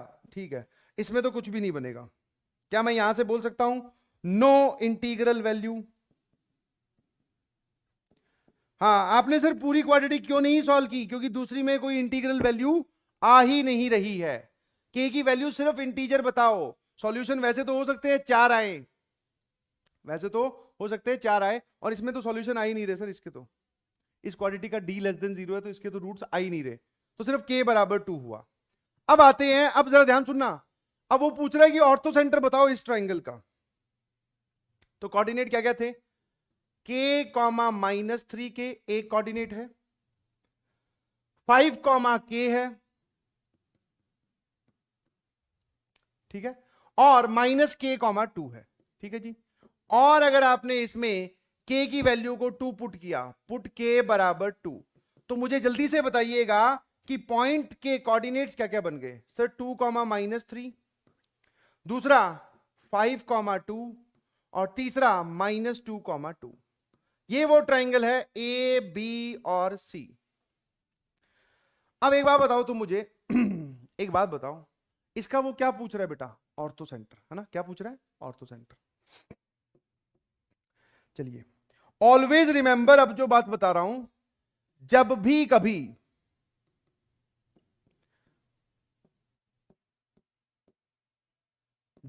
कभी ट्राइंगल बने, ट्राइंगल कहां पर बेटा? अच्छा, हाँ, क्योंकि अगर आपने वहां पे 2 पुट किया तो दिस इज 2, -6। बहुत बढ़िया। अब यहां सुनो इस बात पे ध्यान से, जब भी कभी ट्राइंगल बने तो सबसे पहले आप क्या करें? चेक, ये चेक कीजिए, check nature of triangle. Sir what do you mean by nature? कि वो कहीं इक्विलेटरल तो नहीं है, कहीं राइट एंगल ट्राइंगल तो नहीं है, कहीं आइसोसेलेस ट्राइंगल तो नहीं है, ये चेक करो पहले। क्योंकि अगर इनमें से वो कुछ एक हुआ, इनमें से अगर वो कुछ एक हुआ तो हमारा काम बहुत आसान हो जाएगा। अब कितने लोग मुझे ये चेक करके बता सकते हैं? कितने लोग मुझे ये चेक करके बता सकते हैं? जल्दी से बताइएगा प्लीज। जैसे मान लो किसी भी एक को पॉइंट ए ले लो, कुछ फर्क नहीं पड़ रहा सर, ये वाला पॉइंट है 2, -6, ये वाला पॉइंट है 5, 2, और ये वाला पॉइंट है -2, 2।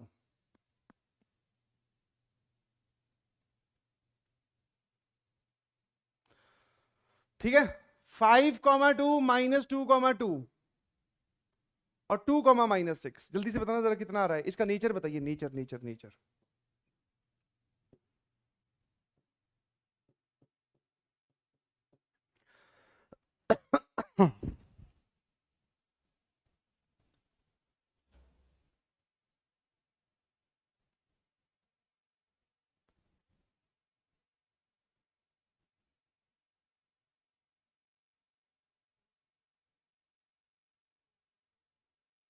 हाँ बेटा, वो -6 सही कर तो लिया, कितनी बार बोलोगे ऐप वालों। नेचर कैसे चेक करते हैं सर, सोचो। आपको 2 पॉइंट से स्लोप निकालना आता है क्या? 2 पॉइंट दे रखे हो तो स्लोप निकालना आता है? वैसे अभी मैं स्लोप का फॉर्मूला बताऊंगा, बट फिर भी पहले से पता है कुछ कि 2 पॉइंट दे रखे हो तो स्लोप हमेशा निकालना आता है। आता है बेटा? अगर आता है तो हाथ उठाओ, वरना मैं बता दूंगा, घबराओ मत। ठीक है। ऐप वालों कहां गायब हो गए? चलिए, इसका स्लोप निकाल दिए प्लीज, इस लाइन का।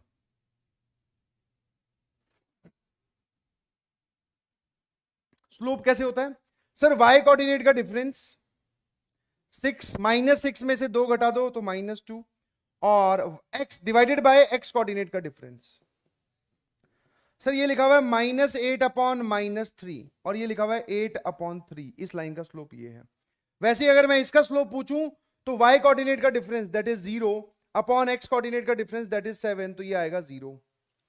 और अगर मैं इसका स्लोप पूछूं आपसे तो ये आ जाएगा -6 - 2 अपॉन 2 - 2, तो ये आ जाएगा 2 minus of -2। Sir -8/4 that is -2। Slope से हमें कुछ नहीं पता चल रहा है ना। अब एक काम करो, स्लोप से कुछ नहीं पता चल रहा है सर, आपने कैसे स्टेटमेंट बताई उस पे आऊंगा अभी। फटाफट मुझे ये डिस्टेंस कैलकुलेट करके बताओ, सब तीनों साइड्स की डिस्टेंस, तीनों साइड्स की डिस्टेंस कैलकुलेट करके बताइए। अरीन बोल रहा है सर ये राइट एंगल ट्रायंगल है, मुझे तो नहीं लग रहा यार ये राइट एंगल ट्रायंगल कहीं से। डिस्टेंस कितनी आ रही है साइड्स की?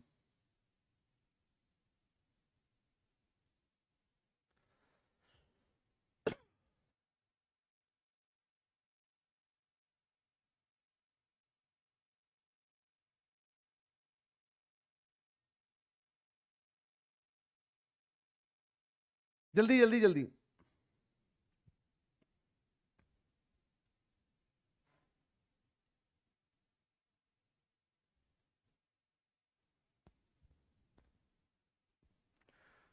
डिस्टेंस फॉर्मूला लगा देंगे तो इसमें, अब अच्छा ठीक है, अब मेरी बात ध्यान सुनना। हमने नेचर चेक किया, एक बार यहीं रुक जाइए। हमने इसका नेचर चेक किया, सर नेचर से कुछ नहीं पता चला, ना ही ये राइट एंगल ट्रायंगल है, बहुत सारे लोगों को नहीं समझ में आया होगा, और ना ही ये राइट एंगल ट्रायंगल क्यों नहीं है और कैसे होता है उस पर आ जाएंगे थोड़ी देर में, बट ना ही ये सर इक्विलेटरल ट्रायंगल है। इसका मतलब जब इसका ऑर्थो सेंटर निकालने जाएंगे तो हमें थोड़ी कैलकुलेशन और करनी पड़ेगी, और वो कैसे करते हैं उस पे आऊंगा, ठीक है। तो थोड़ी देर के लिए, मतलब थोड़ी ही देर के लिए इस सवाल को क्या कर दो आप, होल्ड पे रख दीजिए। अभी तक आप सिर्फ इतना सीखें कि अगर आपको कोऑर्डिनेट दे रखे हो तो आप एरिया कैसे लिखते हो, और एरिया से हमने इंटीग्रल वैल्यू कैसे निकाली। अब ये जो लोग हैं, एक अरीन है, एक खुशी है, बोल रहे हैं कि राइट एंगल ट्रायंगल है, किस हिसाब से भाई?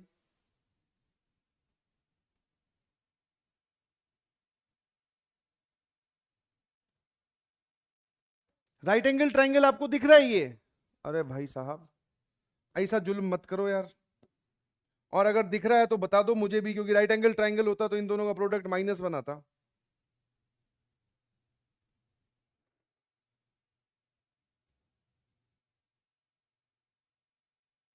अब सुनो ध्यान से, इसके और इसके बीच में डिस्टेंस निकालोगे, 864 आएगा, 64 इन दोनों का डिफरेंस, -3 आएगा उसका स्क्वायर 9, सर ये आएगा √73, ये ठीक है। अगर मैं ये वाली डिस्टेंस पूछूं तो ये डिस्टेंस आ रही है सर हमारे पास 7। हाँ निकाल ले आराम से, डिस्टेंस फॉर्मूला लगा, अपने आप तेरे को समझ में आएगा। और अगर मैं ये वाली डिस्टेंस पूछूं तो सर ये आ जाएगा 8 का स्क्वायर 64 प्लस 4 का स्क्वायर 16 और उसका रूट और ये होता है √80। बेटा इनमें से किसी का भी स्क्वायर किसी के भी बराबर नहीं आ रहा यार, मतलब किन्हीं भी दो का सम तीसरे के बराबर नहीं आ रहा। ठीक है, आपको ऐसा लगता है कि सर 73 में 7 जोड़ देंगे तो 80 हो जाएगा, ऐसे नहीं जोड़ते हैं बेटा। ठीक है, ऐसे नहीं जोड़ते हैं। आपको अगर राइट एंगल ट्रायंगल चेक करना है तो पाइथागोरस थ्योरम लगती है, जिसमें इसका स्क्वायर प्लस इसका स्क्वायर इसके स्क्वायर के बराबर आना चाहिए, जो कि नहीं हो रहा। तो इसीलिए मैंने बोला इस सवाल को एक बार होल्ड पे रखो, क्योंकि अगर कुछ नहीं बन रहा फिर ऑर्थो सेंटर कैसे निकालते हैं वो सिखाऊंगा। उससे पहले कुछ दो चार छोटी छोटी चीजें मुझे बतानी है। दैट इज स्लोप जो है अभी जिसकी मैं बात कर रहा था, अब उसकी कहानी स्टार्ट करते हैं।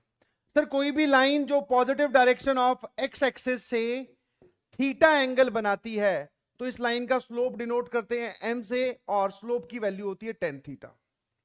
आप सभी लोग इस बात को भली भांति जानते हैं। वापस सुनो, कोई भी लाइन जो positive direction of x axis से थीटा एंगल बनाए, ठीक है, कोई भी लाइन जो positive direction of x axis से थीटा एंगल बनाए, उस पर जो टेन की वैल्यू होती है वो होता है स्लोप। ठीक है, ये स्लोप ये एंगल बना रही है एक्यूट, तो इसका स्लोप पॉजिटिव होगा। इसका स्लोप कैसा होगा? पॉजिटिव, क्योंकि थीटा 90 डिग्री से छोटा है।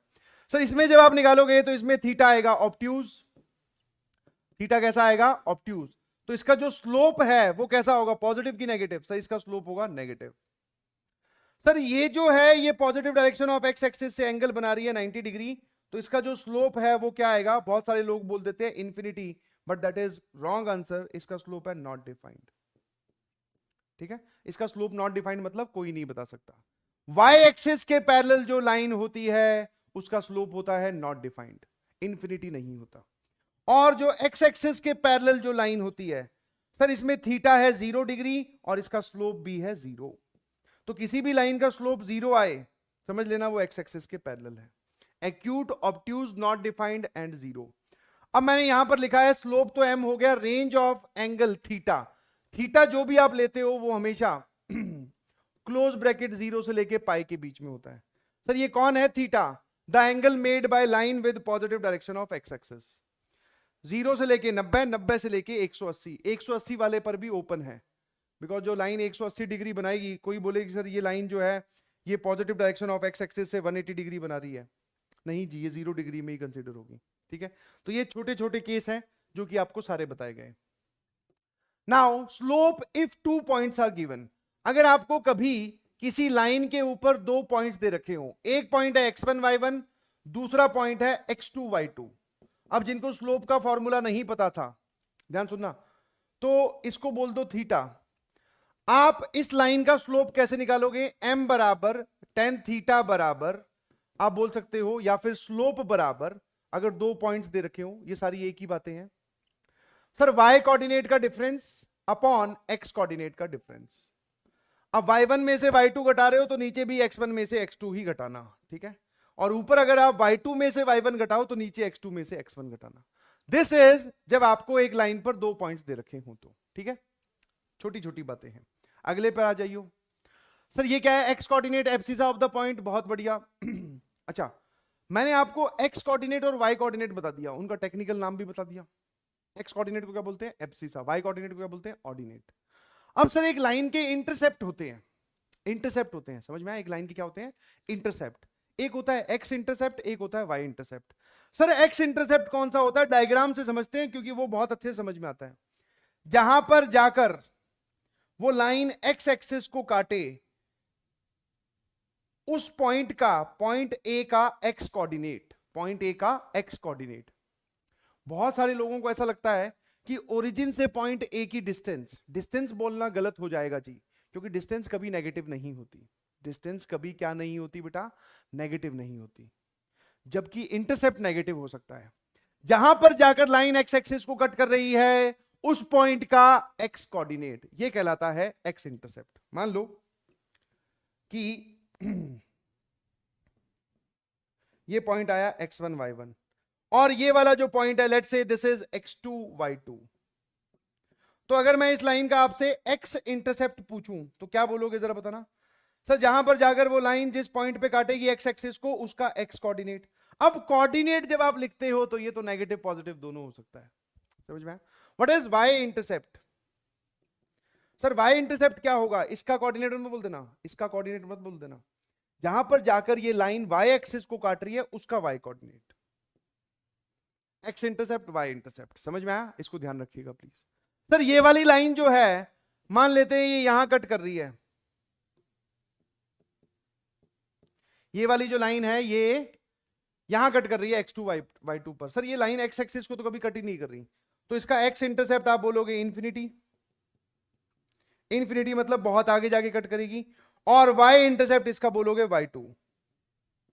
समझ में आया? जहां पर ये कट कर रही है इसमें। सेम अगर सर मान लो ये लाइन y एक्सिस को कभी ना कट करे तो इसका जो x इंटरसेप्ट है वो आप बोलोगे x1, और जो इसका y इंटरसेप्ट है वो आप बोलोगे इन्फिनिटी। ठीक है जी, ये है इंटरसेप्ट की कहानी, और इंटरसेप्ट में साइन इंक्लूडेड होता है। इंटरसेप्ट में साइन क्या होता है? इंक्लूडेड, ये ध्यान रखना। नाउ अब मैं आता हूं इक्वेशन ऑफ लाइन पर। अब किस पे आता हूं? इक्वेशन ऑफ लाइन पर। सबसे मजेदार कहानी यही है, और यहीं से आप बोल सकते हो इफेक्टिवली चैप्टर स्टार्ट होता है। मान लो हमें एक लाइन दी जाए, लाइन है L, और उस पर एक पॉइंट है x1 y1 और दूसरा पॉइंट है x2 y2। अगर आपको इस लाइन की इक्वेशन लिखनी हो तो इस लाइन की इक्वेशन आप क्या बोलेंगे? ध्यान सुनना सर, y माइनस y1 बराबर x माइनस x1, और यहां पर जो आप लिखोगे that is the slope of the line. इस लाइन का स्लोप दो पॉइंट्स दे रखे हो, तो y1 minus y2 upon x1 minus x2। ठीक है, y1 minus y2 upon x1 minus x2। तो लाइन की इक्वेशन ऐसे निकाली जाती है, और ये जो बाहर मैंने यहां पर मल्टीप्लाई किया है ये क्या है? इस लाइन का स्लोप। इसको बोलते हैं 2 पॉइंट फॉर्म। इसको क्या बोलते हैं बेटा जी? 2 पॉइंट फॉर्म। अगर हमें एक लाइन पर 2 पॉइंट दे रखे हो, सबसे पहले उसका स्लोप कैलकुलेट कर लो, और y में से y1 किसी भी एक पॉइंट को उठा लो, चाहे तो आप ये भी उठा सकते हो। मतलब अगर आप ये उठाते तो आप लाइन की इक्वेशन ये बोलते हैं y माइनस y2 बराबर m into x minus x2।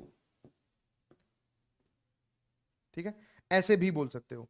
इसमें और इसमें फर्क क्या है? मैंने यहां पर y में से y1 घटाया और x में से x1 घटाया। यहां पर फर्क क्या है? y में से y2 घटाया और x में से x2 घटाया। यहां पर तो अभी भी स्लोप m में लिखा हुआ है, तो दोनों सेम आएंगे। ठीक है जी, उसके बाद में अगर मैं चलूं आगे, एक तो ये हो गया। सर एक लाइन की इक्वेशन होती है y बराबर एम एक्स प्लस सी। एक लाइन की इक्वेशन क्या होती है? हाँ, y बराबर एम एक्स प्लस सी, जिसको आप बोलते हो स्लोप फॉर्म। सुनते हो ना?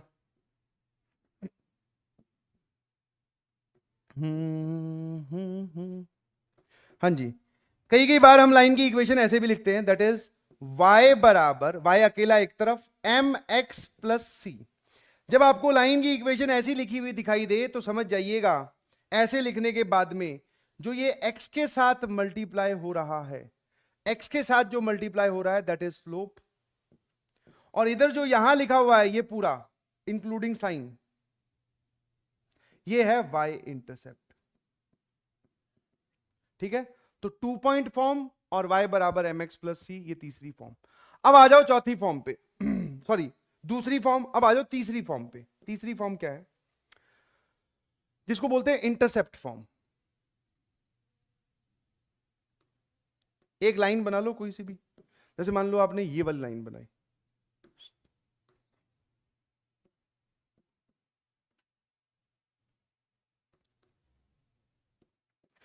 इस पॉइंट के कोऑर्डिनेट है बेटा x1 upon y1, sorry x1 comma y1। इस पॉइंट के कोऑर्डिनेट है x2 कॉमा y2। ठीक है, अच्छा एक और चीज, कितने लोगों को ये बात पता है कि जो पॉइंट आप x एक्सिस पर लेते हो उसका y कोऑर्डिनेट 0 होता है, और जो पॉइंट आप y एक्सिस पे लेते हो उसका y कोऑर्डिनेट 0 होता है? क्या ये बात पता है आपको? है ना? तो मतलब अगर मैं इन कोऑर्डिनेट्स को वापस ध्यान से लिखूं तो सर इसमें आपको ज्यादा टेंशन लेने की जरूरत नहीं है। आप इसको सिंपल सिंपल ऐसा लिख दीजिए, this is 0 comma b and this is a comma 0। है ना? तो अगर मैं आपसे पूछूं कि x इंटरसेप्ट क्या है इसका, तो आप बोलोगे a, और इसका y इंटरसेप्ट क्या है तो आप बोलोगे b, और इसकी अगर मैं इसी लाइन की इक्वेशन आपसे पूछूं तो आप चाहो तो ये वाला फॉर्मूला लगा सकते हो, बिकॉज लाइन के ऊपर मुझे 2 पॉइंट्स दिखाई दे रहे हैं, 0 comma b and a comma 0। तो ये जो इक्वेशन आएगी this is directly x upon a plus y upon b बराबर 1। x upon a plus y upon b बराबर 1। ठीक है, तो मेरे ख्याल से आपके सामने तीनों फॉर्म क्लियर हैं कि आपके पास लाइन के ऊपर दोनों पॉइंट्स दे रखे हों, y बराबर एम एक्स प्लस सी लिखा हो, या इंटरसेप्ट फॉर्म। एक होती है बेटा जनरल फॉर्म। कौन सी फॉर्म? General form. उसमें आप लाइन की इक्वेशन ऐसे लिखते हो, any linear equation in x and y. Linear equation का मतलब एक्स और वाई की पावर जो है वो 1 1 होनी चाहिए और ऐसे लिखी होनी चाहिए, तो ये जनरल फॉर्म है। अच्छा, अब बहुत सारे बच्चे यहां पर आकर कंफ्यूज हो जाते हैं कि सर, मैंने पूछा हाँ क्या दिक्कत है, बोले कि ये आपने एक ही लाइन की 4 तरीके बता दिए, हमें कौन सा यूज करना है? तो डिपेंड करता है। मान लो सवाल में जानकारी दे रखी है कि एक लाइन है जिसका एक्स इंटरसेप्ट 3 है, वाई इंटरसेप्ट -4 है, इक्वेशन बताओ, तो इंटरसेप्ट फॉर्म लगाएंगे। एक जानकारी दे रखी है कि भैया वो पॉइंट 5,6 से पास करती है और उसका स्लोप है 8, तो सर एक पॉइंट दे रखा है और स्लोप दे रखा है, तो ये वाला लगाऊंगा। एक जानकारी दे रखी है कि उसका स्लोप है 5 और वो उसका जो y इंटरसेप्ट है वो है -3, तो स्लोप दे रखा है और y इंटरसेप्ट दे रखा है, वो यहां पुट कर दूंगा। डिपेंड करता है कि जानकारी किससे किस बेसिस पर दे रखी है, और ये सारी चारों की चारों एक ही लाइन की इक्वेशन है। समझ में आया? अगर आपको ये पता चल गया तो आप यहां से यहां जा सकते हो, यहां से आप यहां आ सकते हो, यहां से यहां जा सकते हो, सारी एक ही बात है। बट स्टार्ट कैसे करेंगे दैट डिपेंड्स कि आपको सवाल में जानकारी क्या दे रखी है। क्या मेरी बात समझ में आ गई? ठीक है, चलिए जी।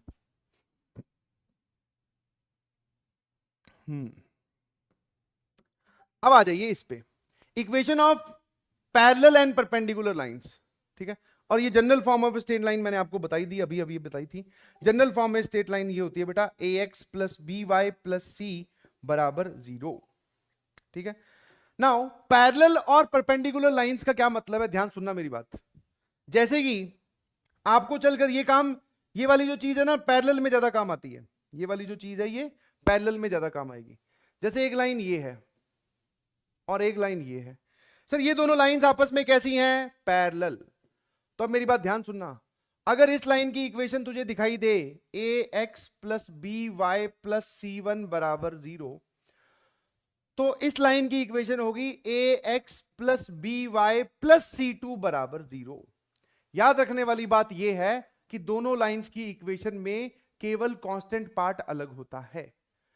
दोनों लाइंस की इक्वेशन में क्या होता है? केवल कांस्टेंट पार्ट अलग होता है। जैसे फॉर एग्जांपल के तौर पे मैं आपको अगर बताऊं कि एक लाइन मैंने ये दी और एक ये दी, ठीक है, ध्यान सुनना। इस लाइन की इक्वेशन मुझे पता चली कि लाइन की इक्वेशन है 2x माइनस 3y प्लस 5। समझने की कोशिश करना मेरी बात, हमें ये लाइन की इक्वेशन पूरी पता है, 2x माइनस 3y प्लस 5। आपको सवाल में इस लाइन के पैरेलल एक लाइन एज्यूम करनी है, इस लाइन के पैरेलल एक लाइन माननी पड़ गई। तो ये जो थ्योरी है ये क्या बोलती है कि वेरिएबल पार्ट रखो सेम, जिस पार्ट में x और y आ रहा है वो एज इट इज रहेगा, मतलब यहां पर रहेगा 2x माइनस 3y, ये ऐसा ही रहेगा। जहां पर कांस्टेंट पार्ट आ रहा है ना वहां पर किसी एक नंबर को ले आओ, चाहे c रख दो, चाहे लैम्डा रख दो, चाहे कुछ भी रख दो। समझ में आया? वेरिएबल पार्ट सेम रहता है और कांस्टेंट पार्ट की जगह लैम्डा ले आओ, बस। तो ये होती है लाइन की पैरेलल की इक्वेशन।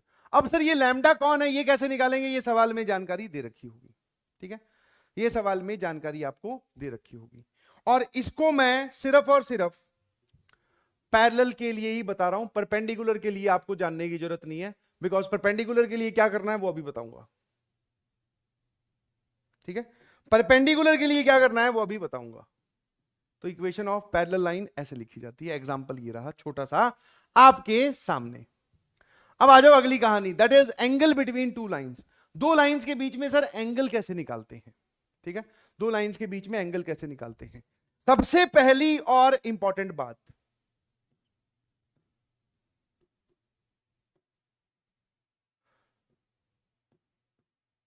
हम हमेशा एक्यूट एंगल ही बताएंगे, एक्यूट एंगल ही बताएंगे। क्या मेरी बात समझ गए? वैसे तो आप सभी लोग इतने अच्छे से जानकारी रखते हो कि मान लो अगर ये वाला एंगल 60 डिग्री है इन दोनों लाइंस के बीच में, तो हमें ये भी दिखाई दे रहा है कि सर ये वाला एंगल 120 डिग्री होगा, ये वाला एंगल 120 डिग्री होगा और ये वाला एंगल 60 डिग्री होगा। क्या ये बात समझ में आती है? अब मैं आपसे पूछूं कि बताओ भैया एंगल बिटवीन द लाइंस क्या है।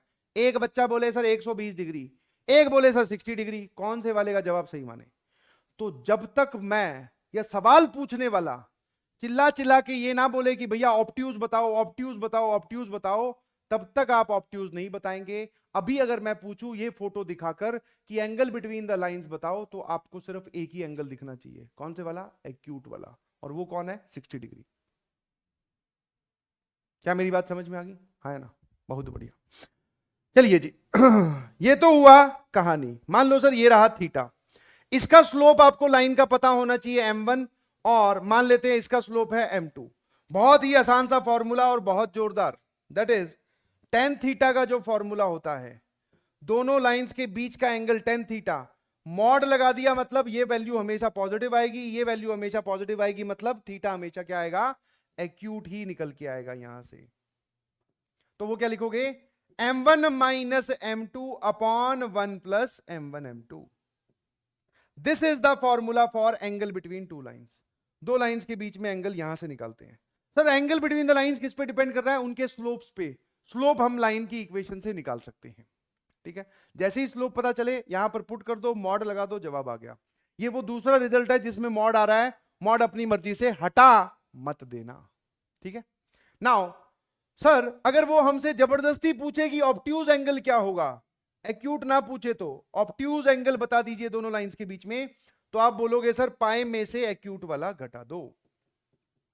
पाई में से क्या करो? एक्यूट वाला घटा दो। जो आपने यहां से थीटा निकाला उसको पाई में से घटा दो, बिकॉज ये वाला जो एंगल है this is nothing but pi minus theta, ठीक है। मेरी ख्याल से बात समझ में आती है।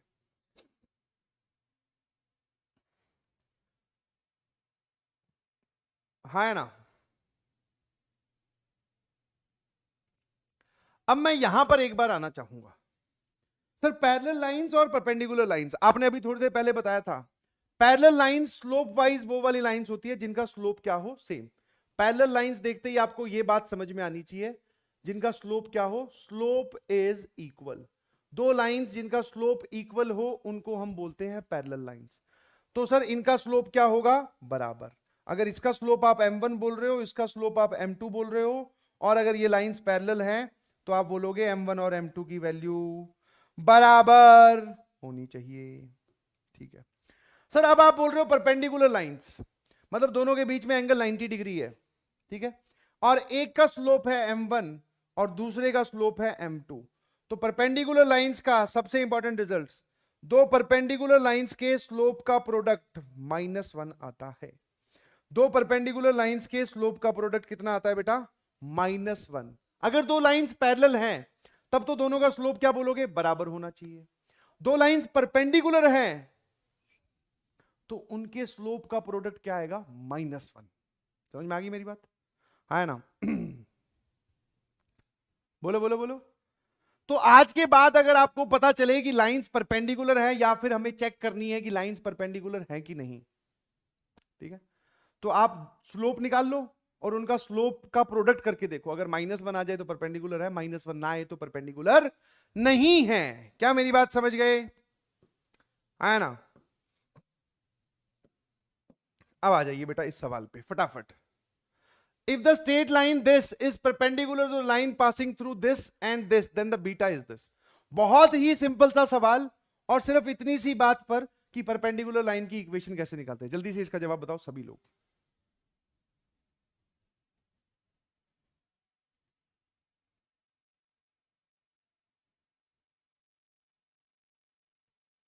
ऐप वालों सो गए क्या? थम्स अप वगैरह कुछ भेजो यार कमेंट वमेंट आने तुम्हारे एकदम बंद हो गए हैं।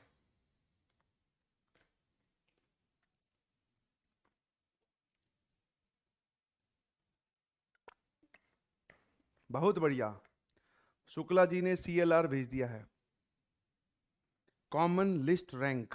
वाह CLR का क्या मतलब है बे? क्लियर बोल रहा है क्या? बाकी चलिए पहले डायग्राम बना लो। सबसे पहली चीज जो आपको सीखनी है कोऑर्डिनेट ज्योमेट्री के हर एक सवाल में, डायग्राम तो बनाऊंगा ही बनाऊंगा। बहुत बढ़िया।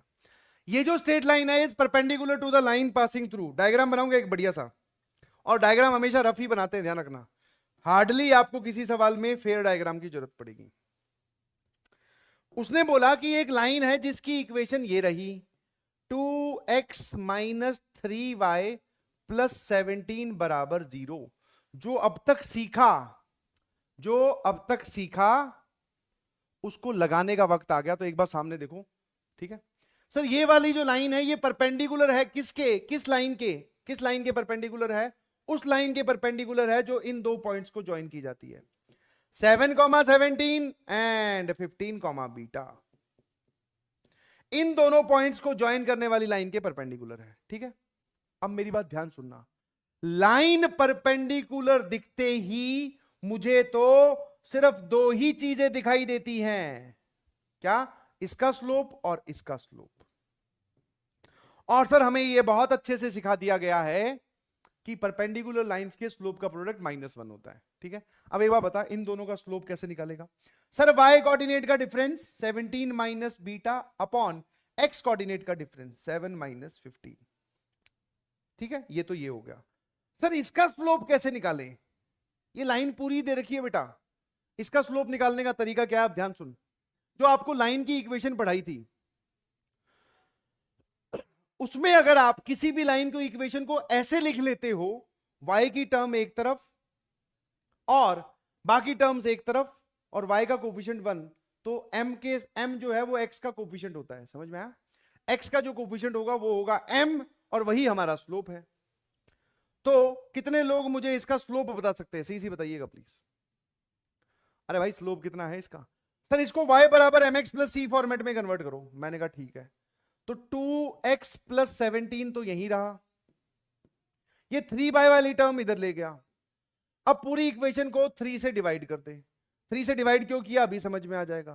तो 2/3x प्लस 17 अपॉन 3 बराबर y। अब इसको ध्यान से देख, क्या तूने इस लाइन को y बराबर mx प्लस c फॉर्मेट में कन्वर्ट कर लिया क्या? हां जी सर, y की टर्म एक तरफ, mx प्लस c एक तरफ, ये इसका स्लोप है जिसको आप m1 बोल रहे हो। तो this is 2/3।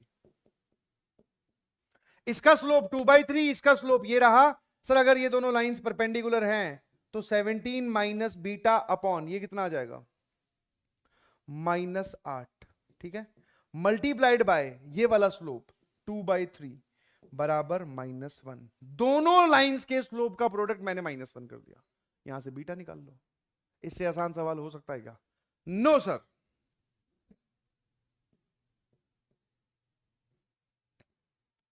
Seventeen minus beta, ये सर 4 इंटू 3 12 और ये यहां जाएगा तो +12, बिकॉज नेगेटिव नेगेटिव साइन आपने उड़ा दिया था। सर बीटा की वैल्यू आ गई 5। क्या आपको ऐसा कोई ऑप्शन दिखाई दे रहा है क्या? हाँ जी sir, option C is correct, ठीक है। सिर्फ छोटी सी बात पर बेस्ड जेईई मेंस 2019 का सवाल है, ऐसे सवाल आ रहे हैं तो प्लीज सतर्क रहें, ठीक है जी।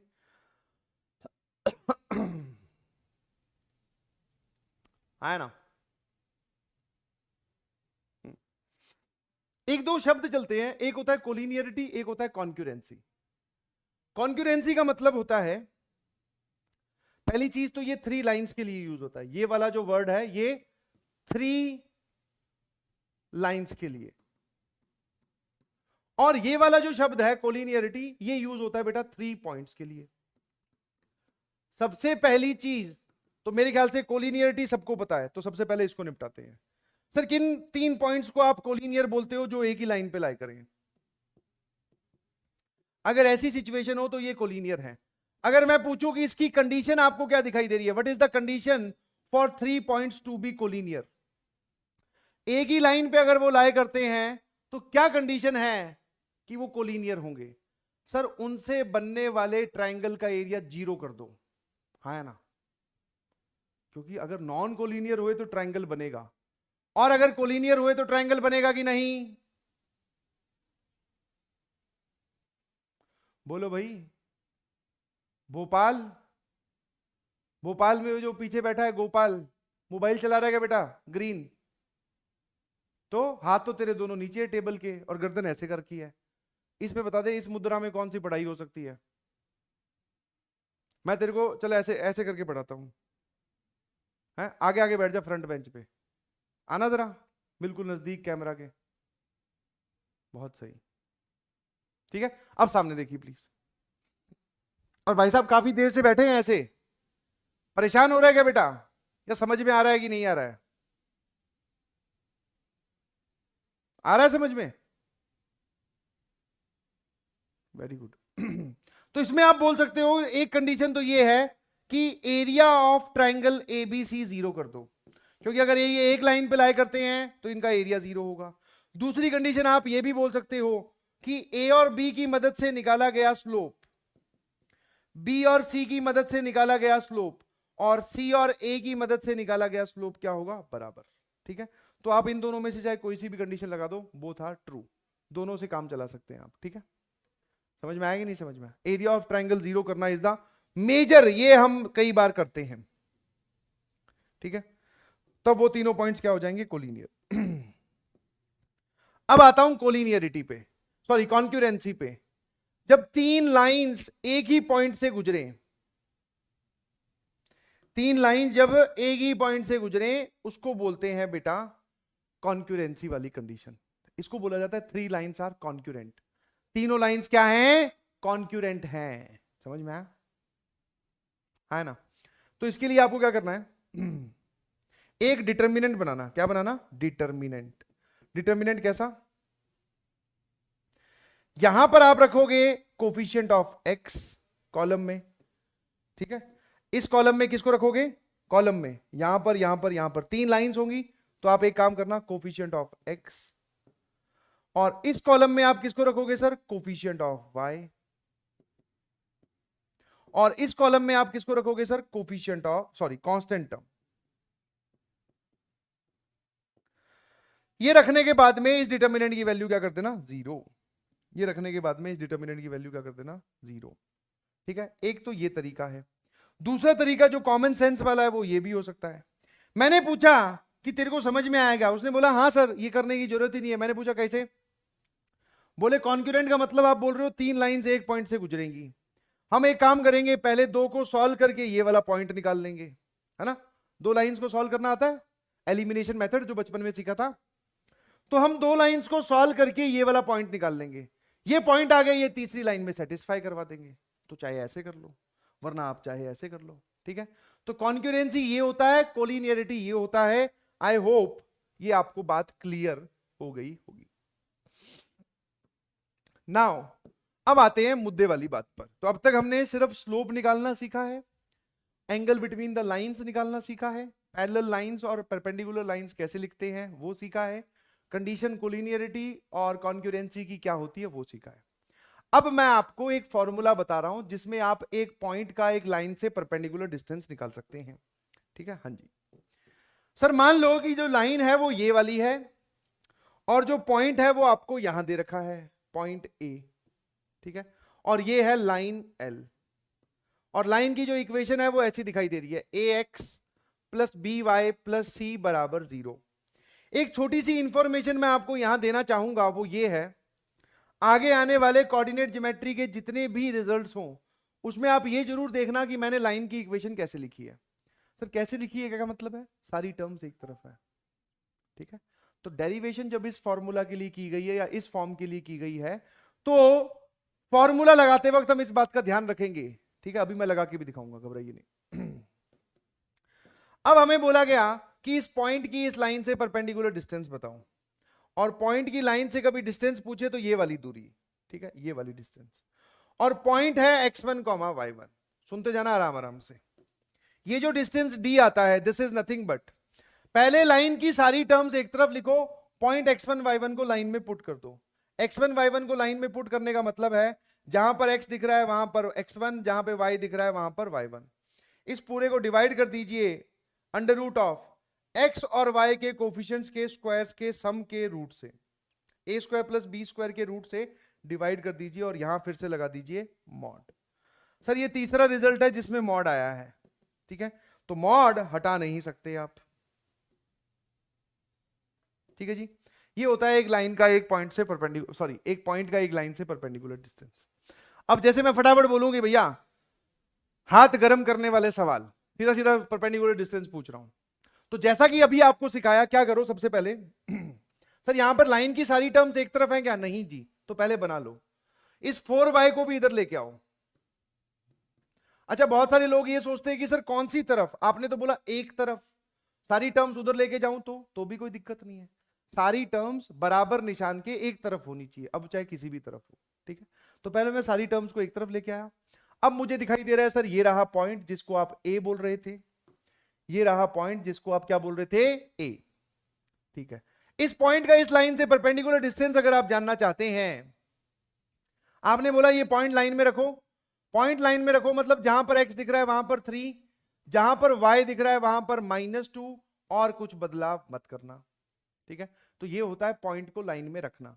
अब इस पूरे को डिवाइड कर दो किससे, x और y के कोफिशिएंट जो लाइन में है, x का कोफिशिएंट है 3 उसका स्क्वायर, y का कोफिशिएंट है -4 इसका स्क्वायर, इससे इसको सॉल्व कर लो, है ना, इसको आप क्या कर लो, सॉल्व कर लो।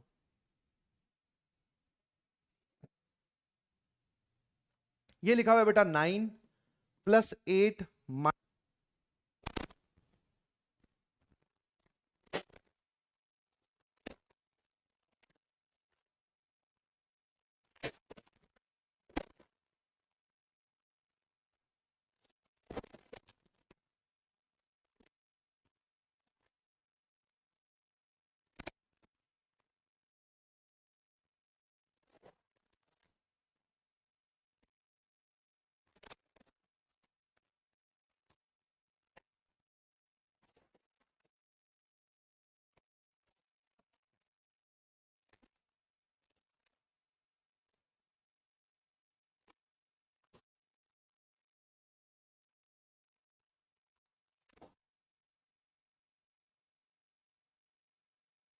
हाँ जी, क्या मेरी आवाज अब आ रही है क्या, एक बार बताना, अब सही है एकदम,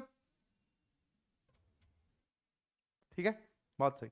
आ जाइए नाउ सर, ऊपर लिखा हुआ है 10, नीचे लिखा हुआ है 5, आंसर आ गया 2, ठीक है। ऊपर लिखा हुआ है 10, नीचे लिखा हुआ है 5, दैट इज 2। कोई दिक्कत है किसी को, कोई परेशानी है,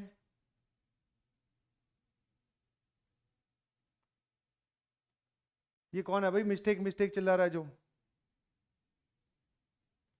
ठीक है। हाँ जी, अब इधर आ जाइए, अगले सवाल का जवाब बताओ। सर अब की बार लाइन की इक्वेशन सारी टर्म्स एक तरफ ही हैं, कोई दिक्कत नहीं है, ये रहा पॉइंट और ये रहा डिस्टेंस, बताना जरा कैसे निकालेंगे। सर पॉइंट को पहले लाइन में रखो, मैंने कहा ठीक है भाई, क्या मतलब है, x की जगह -1 और सर y की जगह 2 डिवाइडेड बाय x और y के कोफिशिएंट लाइन में से उठाते हैं। लाइन में x का कोफिशिएंट है बेटा 1 उसका स्क्वायर ये, y का कोफिशिएंट है -2 उसका स्क्वायर ये, ऊपर लिखा हुआ है बेटा -5 और नीचे लिखा हुआ है √5 और इस पूरे पे लगा हुआ है मॉड। इसको जब इधर उड़ाएगा और मॉड हटाएगा तो +√5 आंसर आएगा, ठीक है +√5 आंसर आएगा। कोई दिक्कत है किसी को, कोई दिक्कत है किसी को, नो सर, मेरे ख्याल से आपको एक पॉइंट का एक लाइन से परपेंडिकुलर डिस्टेंस निकालना आया। Now next is distance between two parallel lines, दो पैरेलल लाइंस के बीच की दूरी। अच्छा, अब दो पैरेलल लाइंस की जो इक्वेशन होती है ना, ध्यान सुनना, अभी बताया था थोड़ी देर पहले, वो दिखने में ऐसी होगी, ax + by + c1 = 0, और दूसरी लाइन जो होगी उसमें भी वेरिएबल पार्ट सेम होगा। अच्छा सर, बहुत बढ़िया, समझ में आया कि नहीं समझ में आया। और जब आपको डेरिवेशन इस चीज के लिए बताई जा रही है कि वेरिएबल पार्ट सेम रखकर हम जवाब देंगे, तो सारी टर्म्स को एक तरफ ले आए। अब इसके बीच की जो डिस्टेंस यहां पर आपको d दिखाई दे रही है, दोनों पैरेलल लाइंस के बीच की दूरी, पैरेलल लाइन समझ गए ना, छोटे बच्चों वाली तरह, वो तो नहीं बताना, रेल की पटड़ी जो होती है, दीज आर पैरेलल लाइंस जिनके बीच में डिस्टेंस हमेशा सेम रहता है, ठीक है। Now this distance d is क्या होगा जरा बोलना। सर यहां पर बहुत आसान है निकालना, कांस्टेंट पार्ट को घटा दो, किसमें से किसको घटाते हो कुछ फर्क नहीं पड़ता, बिकॉज मॉड लगा हुआ है, और वापस वही काम, डिनोमिनेटर में तो अभी भी x के कोफिशिएंट का स्क्वायर और y के कोफिशिएंट का स्क्वायर का सम का रूट आएगा। तो this is the distance between two parallel lines. क्या मेरी बात समझ गए, है ना।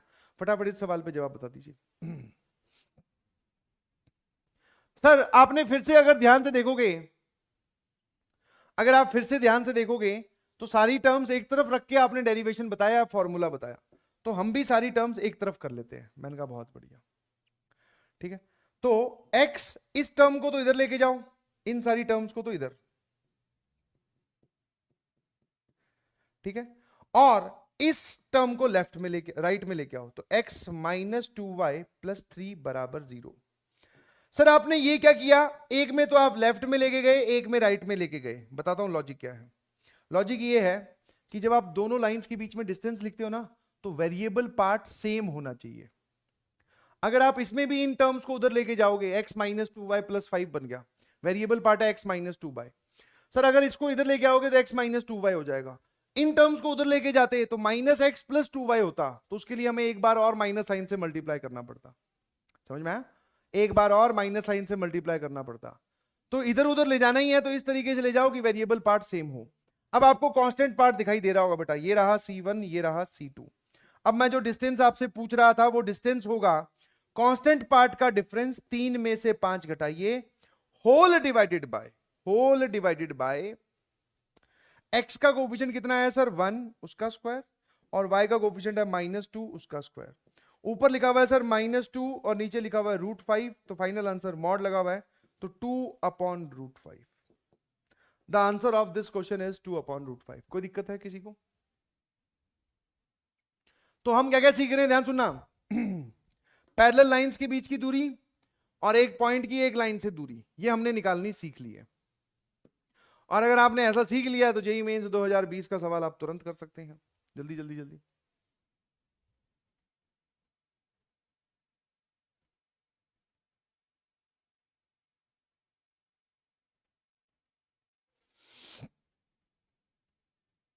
सवाल पढ़िएगा पहले ध्यान से।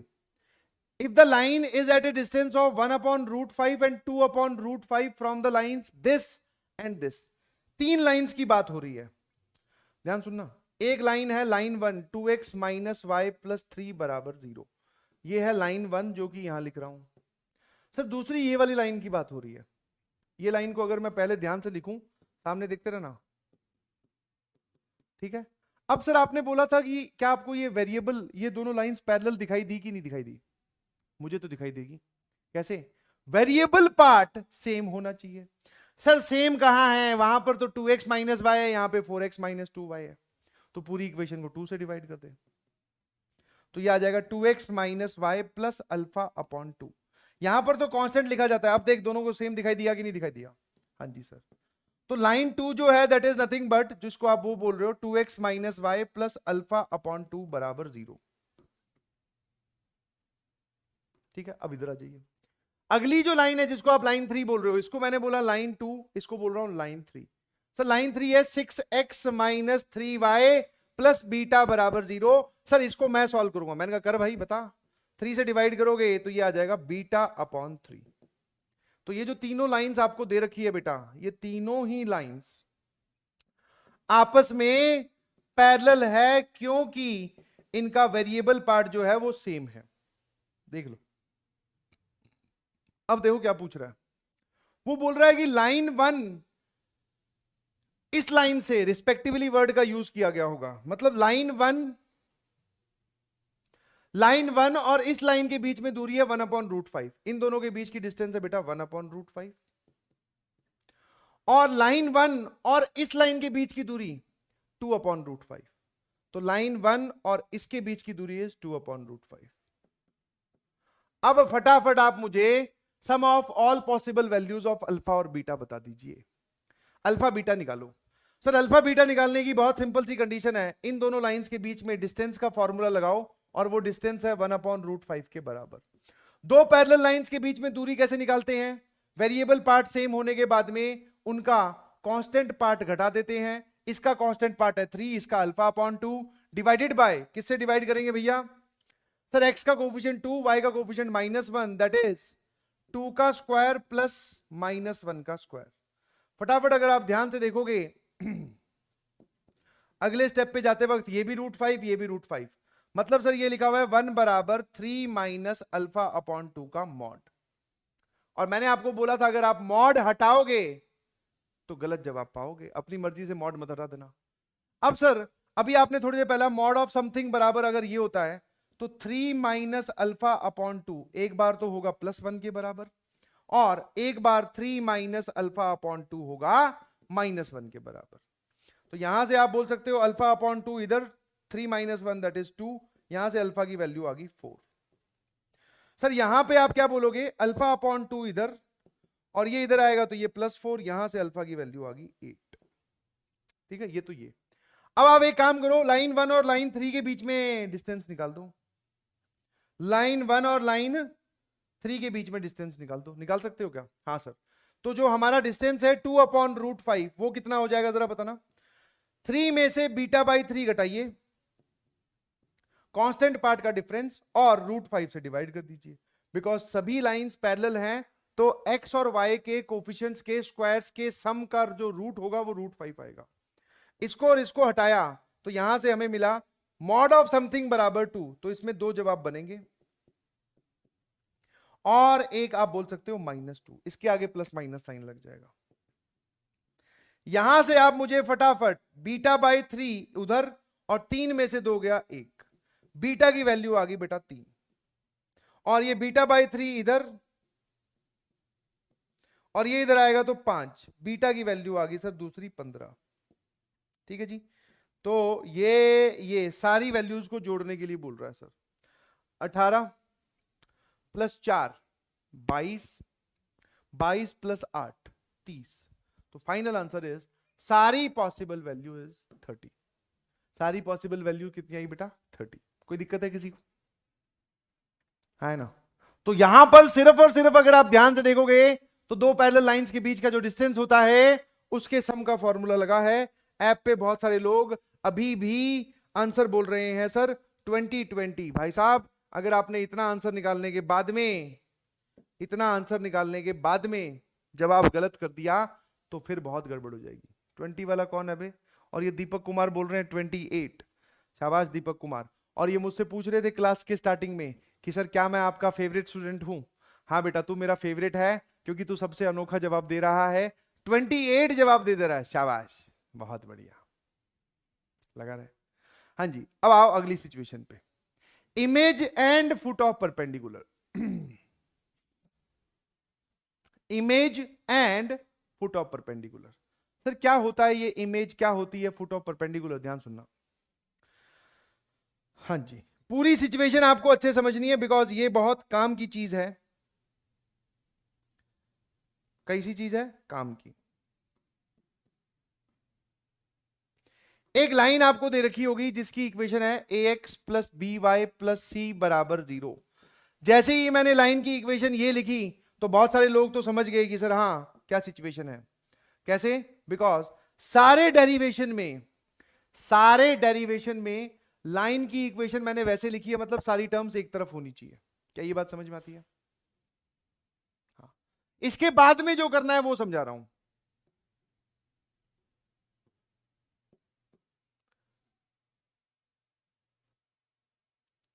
आपको एक पॉइंट दे रखा होगा, ध्यान सुनना।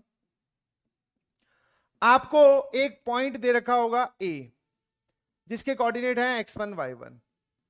अगर आप पॉइंट A से लाइन L पर परपेंडिकुलर डालते हैं, जहां पर जाकर ये काटेगा लाइन को, जहां पर समझ में आया, एक पॉइंट है वहां से आपने परपेंडिकुलर ड्रॉ किया और वो परपेंडिकुलर इस लाइन को यहां कट कर रहा है, तो ये जो पॉइंट होता है ये कहलाता है फुट ऑफ परपेंडिकुलर। ये वाला जो पॉइंट है बेटा, this is foot of perpendicular.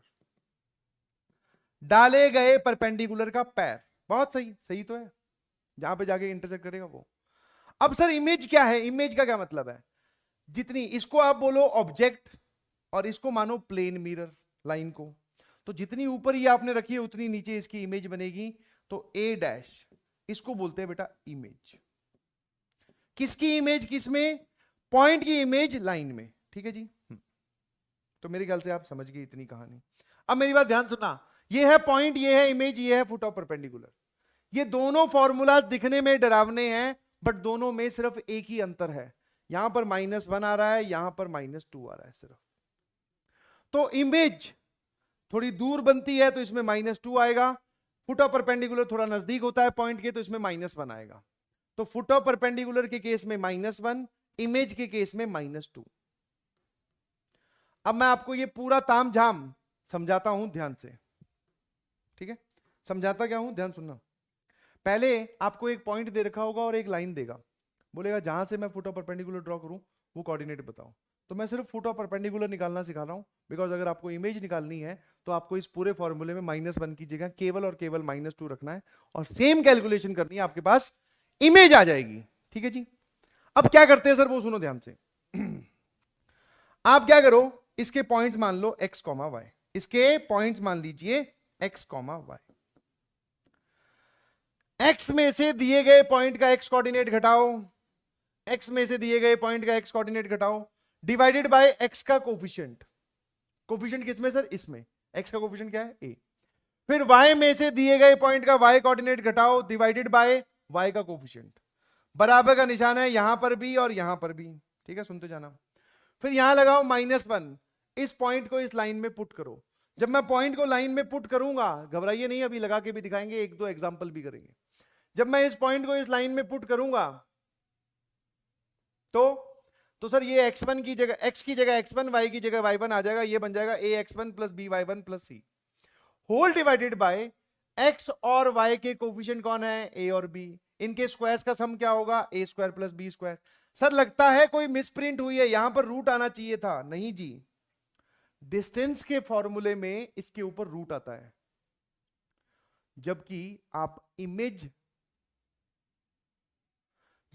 Image या फिर फुट ऑफ परपेंडिकुलर लगाते हो तो यहां पर रूट नहीं आता। ये एक ध्यान देने वाली बात है, क्योंकि हम ज्यादा बार डिस्टेंस निकालते हैं तो हमें वो रूट लगाने की आदत हो जाती है। हमारा दिमाग बाय डिफॉल्ट ही हमें बोल देता है कि अच्छा a square plus b square लिख रहा है तो इसके ऊपर रूट लगा दे, क्योंकि जहां पर भी आज से पहले a square plus b square आया उसके ऊपर रूट आया है, चाहे वो ट्रिग्नोमेट्री हो, चाहे वो एक पॉइंट का एक लाइन से डिस्टेंस हो। बट इसमें सतर्क रहिएगा और सावधान रहना, रूट मत लगा देना। क्या मेरी बात समझ में आई? ये कुछ बातें लिखी हुई है। अगर आप किसी पॉइंट की इमेज निकालते हो y एक्सिस में तो उसका x कोऑर्डिनेट के आगे माइनस साइन आ जाता है। किसी पॉइंट की इमेज निकालते हो x एक्सिस में तो उसके y कोऑर्डिनेट के आगे माइनस साइन आ जाता है। किसी पॉइंट की इमेज निकालते हो y बराबर x लाइन में, लाइन देख लेना पहले कौन सी है, ठीक है, तभी। हाँ, ये कुछ 2-4 छोटी छोटी बातें हैं। अगर आप किसी पॉइंट की इमेज निकालते हो y बराबर x लाइन में तो उसका x और y कोऑर्डिनेट पलट जाता है।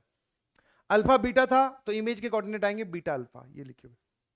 और अगर आप किसी लाइन की इमेज निकालते हो या किसी पॉइंट की इमेज निकालते हो y बराबर -x में तो ये तो पलटेंगे ही पलटेंगे और दोनों के आगे एक एक माइनस साइन आ जाएगा, माइनस बीटा माइनस अल्फा। ठीक है, ये है शॉर्टकट। शॉर्टकट मतलब कुछ स्पेसिफिक लाइंस के अंदर इमेज निकालना, जबकि सर हमें पास ये वाला फॉर्मूला है, इससे काम करेंगे। चलिए जी, अब मेरी बात ध्यान सुनना। जैसे मैंने आपको एक लाइन दी, ध्यान सुनना। जो लाइन है उसकी इक्वेशन ये रही,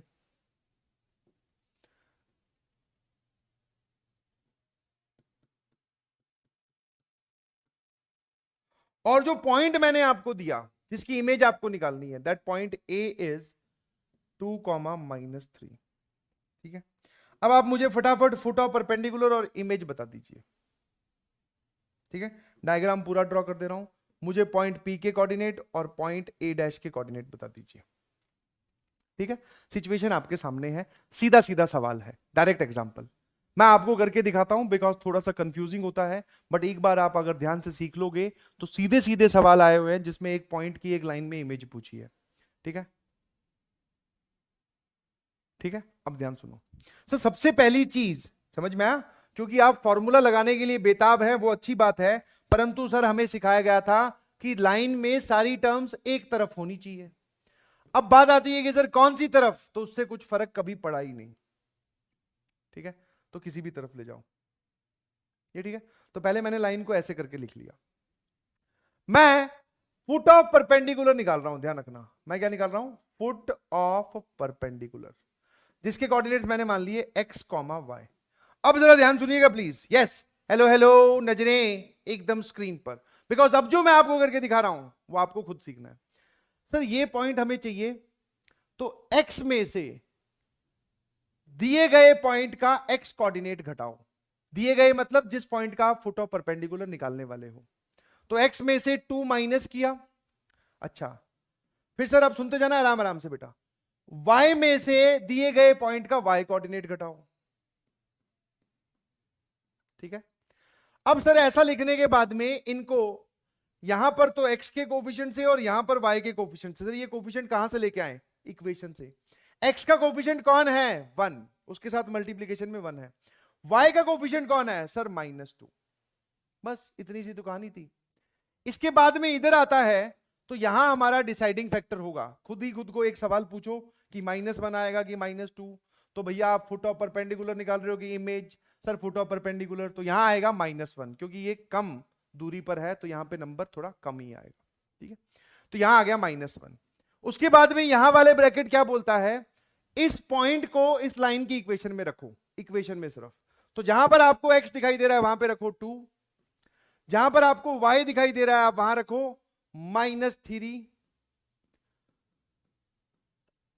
और बाकी पार्ट एज इट इज 2 -3, और ये यहां पे -2 था ही, +5 होल डिवाइडेड बाय, पूरे को डिवाइड कर दो, इसका स्क्वायर प्लस इसका स्क्वायर। और जैसा कि मैंने आपको बोला सतर्क रहना है, रूट अब की बार नहीं लगाना है। हाँ कि ना सर, बहुत जोरदार तरीके से हाँ। चलो भाई अब इसको सॉल्व कर लेते हैं। सर ये लिखा हुआ है x -2/1, सर ये लिखा हुआ है y +3/-2, माइनस माइनस प्लस हो जाएगा बेटा जी।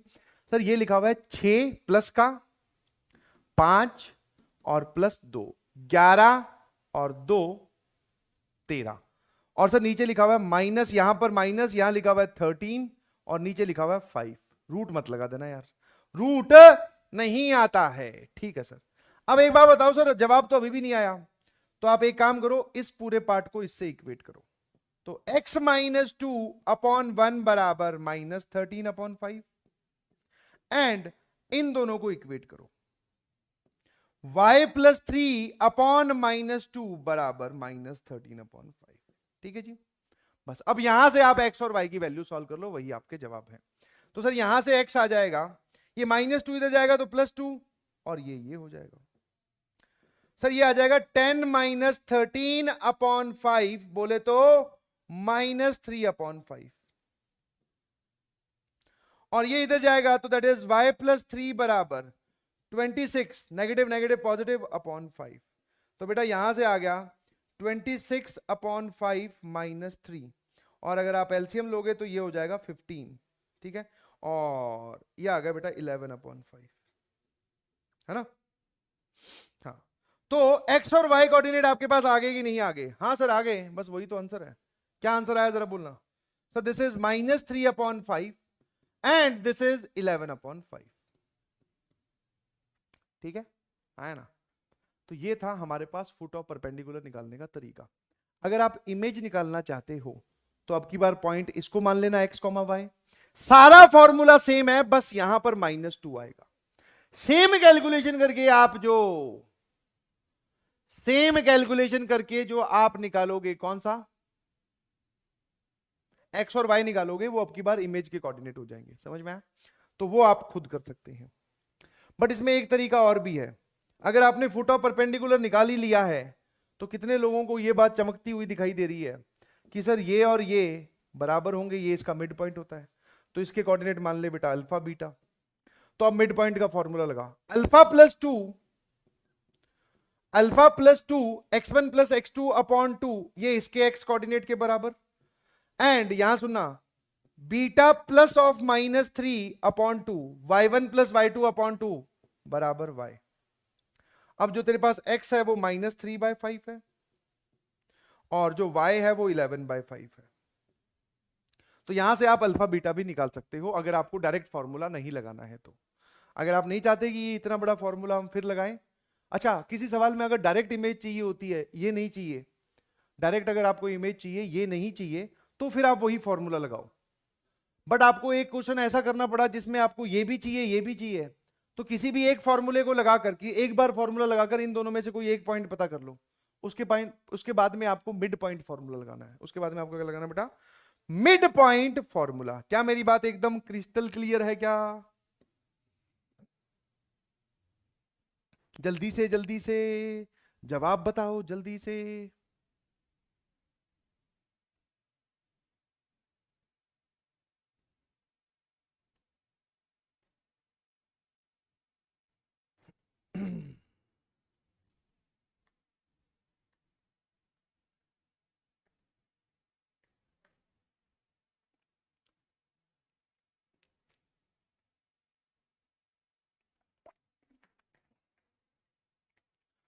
सीधा सीधा सवाल है यार, ये इससे आसान सवाल हो नहीं सकता है, ध्यान रखना।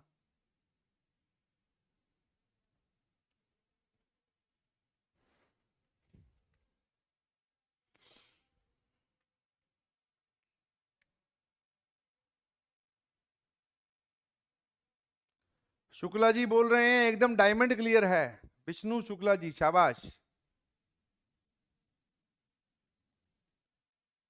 अब सुनो भाई ध्यान से, देखो जानकारी आपको क्या दे रखी है, ध्यान सुनना। सर उसने एक्स इंटरसेप्ट दिया 3 और उसने वाई इंटरसेप्ट दिया 1, है ना। अब यहां से आप मुझे पहले तो इक्वेशन ऑफ लाइन बताइए। What is equation of line? उस लाइन की इक्वेशन क्या हो जाएगी? सर अब वापस ये एक्स इंटरसेप्ट दे दिया, हम अब क्या करें? अब आपको एक इंटरसेप्ट फॉर्म बताई गई थी, याद है? अरे भाई याद है कि नहीं? सर ये देखो, जहां पर आप ये बोल रहे थे ना कि ये सारी एक ही है, तो अब की बार मुझे जानकारी ये दे रखी है बेटा, ये जानकारी दे रखी है, तो मैं इसके x के नीचे x इंटरसेप्ट, y के नीचे y इंटरसेप्ट लगाकर डायरेक्टली यहां से इक्वेशन ऑफ स्ट्रेट लाइन पता कर लूंगा। ठीक है, तो सबसे पहले तो मैं इक्वेशन ऑफ स्ट्रेट लाइन निकालता हूं। ठीक है जी, सबसे पहले क्या करता हूं बेटा? Equation of straight line. तो वो इक्वेशन ऑफ स्ट्रेट लाइन क्या हो जाएगी? x upon x intercept plus y upon y intercept बराबर 1। अब सर इसको अगर आप ध्यान से देखोगे, एलसीएम लोगे, तो ये आएगा x प्लस 3y अपॉन 3 बराबर 1, तो वो 3 को इधर। सर लाइन की इक्वेशन को सही से लिख लेना चाहिए, सारी टर्म्स एक तरफ लो। अब ये सिंपल क्वेश्चन बन गया किस चीज का?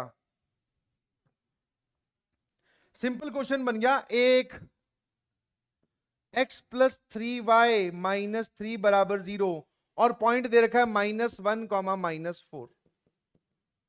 और क्या पूछा है उसने? अब की बार डायरेक्टली पूछी है इमेज, और अगर उसने इमेज पूछी है तो ले निकाल देते हैं इमेज। तो ये वाला जो पॉइंट है इसको बोल रहा हूं a डैश, इसके कोऑर्डिनेट मान रहा हूं x और y, और ये इमेज है तो जितनी दूरी है उतनी दूरी है। ठीक है ना, जैसा कि मैंने आपको बताया, आपको क्या करना है बेटा, दिए गए, अब वापिस लगाना सिखा रहा हूं, जिसको नहीं समझ में आया वो फिर सीख सकता है, एक और ट्राई करोगे तो पहुंच ही जाओगे। x में से दिए हुए पॉइंट का x कोऑर्डिनेट घटाओ, और जब आप ये काम कर रहे हो तो कैलकुलेशन एरर बिल्कुल मत करना। माइनस ऑफ -1 आएगा, ध्यान रखना, क्योंकि x में से -1 घटाना है। डिवाइडेड, अच्छा यहां पर क्या करेंगे सर, y में से y कोऑर्डिनेट घटाओ। अब इन दोनों को डिवाइड करो, यहां पर x का कोऑर्डिनेट कौन है, या x का कोफिशिएंट क्या है लाइन में? लाइन में x का कोफिशिएंट क्या है? That is 1। यहां पर y का कोफिशिएंट क्या है सर? That is 3। अच्छा, अब मैंने पूछा इमेज निकाल रहा है कि फुट ऑफ परपेंडिकुलर? बोले सर इमेज निकाल रहा हूं। तो -1 आएगा कि -2 आएगा? सर -2, क्योंकि वो ज्यादा दूर होती है इमेज। फुट ऑफ परपेंडिकुलर निकालते तो -1 आता, तो यहां मैंने लिखा -2। उसके बाद में क्या बताया, इस पॉइंट को इस लाइन में पुट करो, ध्यान से पुट करना। x की जगह -1, y की जगह -4, ये ठीक है। होल डिवाइडेड बाय, पूरे को डिवाइड कर दो किससे? x और y के कोफिशिएंट्स के स्क्वायर्स के केवल सम से, केवल सम से, रूट मत लगाना। x का कोफिशिएंट है 1, y का कोफिशिएंट है 3, बस काम खत्म। तो इसको थोड़ा सॉल्व करके लिख लेते हैं। ये लिखा हुआ है -2, ये पूरा कितना लिखा हुआ है बेटा? -12 -3 -1/9 + 1 10, और यहां लिखा हुआ है -2। ध्यान सुनना सर, 15 -16 -2 इंटू -16/10, तो इसको और इसको आप उड़ा दीजिए, ये तो ये हो जाएगा नेगेटिव नेगेटिव पॉजिटिव, तो सर ये आ जाएगा पूरा का पूरा 16/5। कितने लोग एग्री करते हैं इस बात से बेटा? थम्स अप भेजो, और जो पाठशाला वाले हैं वो हाथ उठा लो कि हाँ सर 16/5 ही आ रहा है इस तरफ, है ना? बहुत बढ़िया। नाउ अब आपने सर कैसे बताया, इसके आगे कौन सा स्टेप है कि जो ये x वाला पार्ट है इसको आप इससे इक्वेट कर दो। तो ये क्या लिखा हुआ है बेटा? x + 1/1 बराबर 16/5। सर x की वैल्यू आ जाएगी 16/5 -1, सर ये आ जाएगा 11/5। कोई ऐसा ऑप्शन है जिसमें x का ऑर्डिनेट 11/5 है? Yes sir. तो आप ये छोटी सी चीज आप ये भी लगा सकते हो कि आपने सिर्फ x कोऑर्डिनेट निकाला, हमारा ऑप्शन आ गया, बिकॉज सबके x कोऑर्डिनेट अलग अलग है, और दो के सेम भी है तो वो हमारा आ भी नहीं रहा, तो y कोऑर्डिनेट निकालने की कोई जरूरत नहीं है, ठीक है, तो थोड़ा सा टाइम बच जाएगा। बट अगर आप y कोऑर्डिनेट निकालना चाहते हो तो आप इन दोनों को इक्वेट करोगे, दैट इज y प्लस 4/3 बराबर 16/5। तो यहां से आपका y कोऑर्डिनेट आ जाएगा 28/5। कैलकुलेट करके देख लीजिएगा। मेरे ख्याल से आपको बात समझ में आई होगी, यस और नो। चलिए जी, अब जो है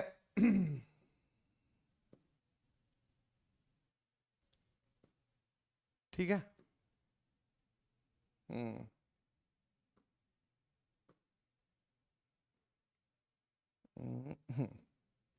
अब मैं इस सवाल पे आता हूं जो मैंने आपको होल्ड छुड़वाया था, है ना, इसमें हम ऑर्थो सेंटर नहीं निकाल पाए। ऑर्थो सेंटर निकालने का तरीका पता है आपको, क्योंकि आपको घर पे जाके खुद सॉल्व करना है। सर एक बात बताओ, ऑर्थो सेंटर फिर से आप हमें डेफिनेशन बता दो ऑर्थो सेंटर की, तो खुद अभी सोच बताया था, क्योंकि हमसे इस ट्राइंगल का वो क्या पूछ रहा है बेटा जी, ऑर्थो सेंटर पूछ रहा है। अभी ये सवाल कंप्लीट हुआ नहीं था। अब मैंने आपको स्ट्रेट लाइन वगैरह सब सिखा दी। ऑर्थो सेंटर होता है point of intersection of altitude. Altitude क्या होती है, इस पॉइंट से इस पे परपेंडिकुलर डालो, ठीक है, और इससे इस पे परपेंडिकुलर डाल ले चाहे तो, है ना, ठीक है, और ऐसा नहीं करना चाह रहा है तो इससे इस पे परपेंडिकुलर डाल ले। अब मेरी बात ध्यान सुनना, जो ऑर्थो सेंटर है, सर दोनों लिखें या तीनों लिखनी जरूरी है? नहीं जी, जहां पर दो परपेंडिकुलर इंटरसेक्ट करती है वहीं से ही तीसरी चाहिए जाएगी 100%। तो अगर आप दो से भी काम चला दोगे, दो से ये पॉइंट ऑफ इंटरसेक्शन निकाल लोगे, तो वही तो हमारा ऑर्थो सेंटर है। समझ में आएगा नहीं समझ में? नाउ ये है H, हमें ये निकालना है। अब मेरी बात ध्यान से सुनते जाना, ये पॉइंट है C,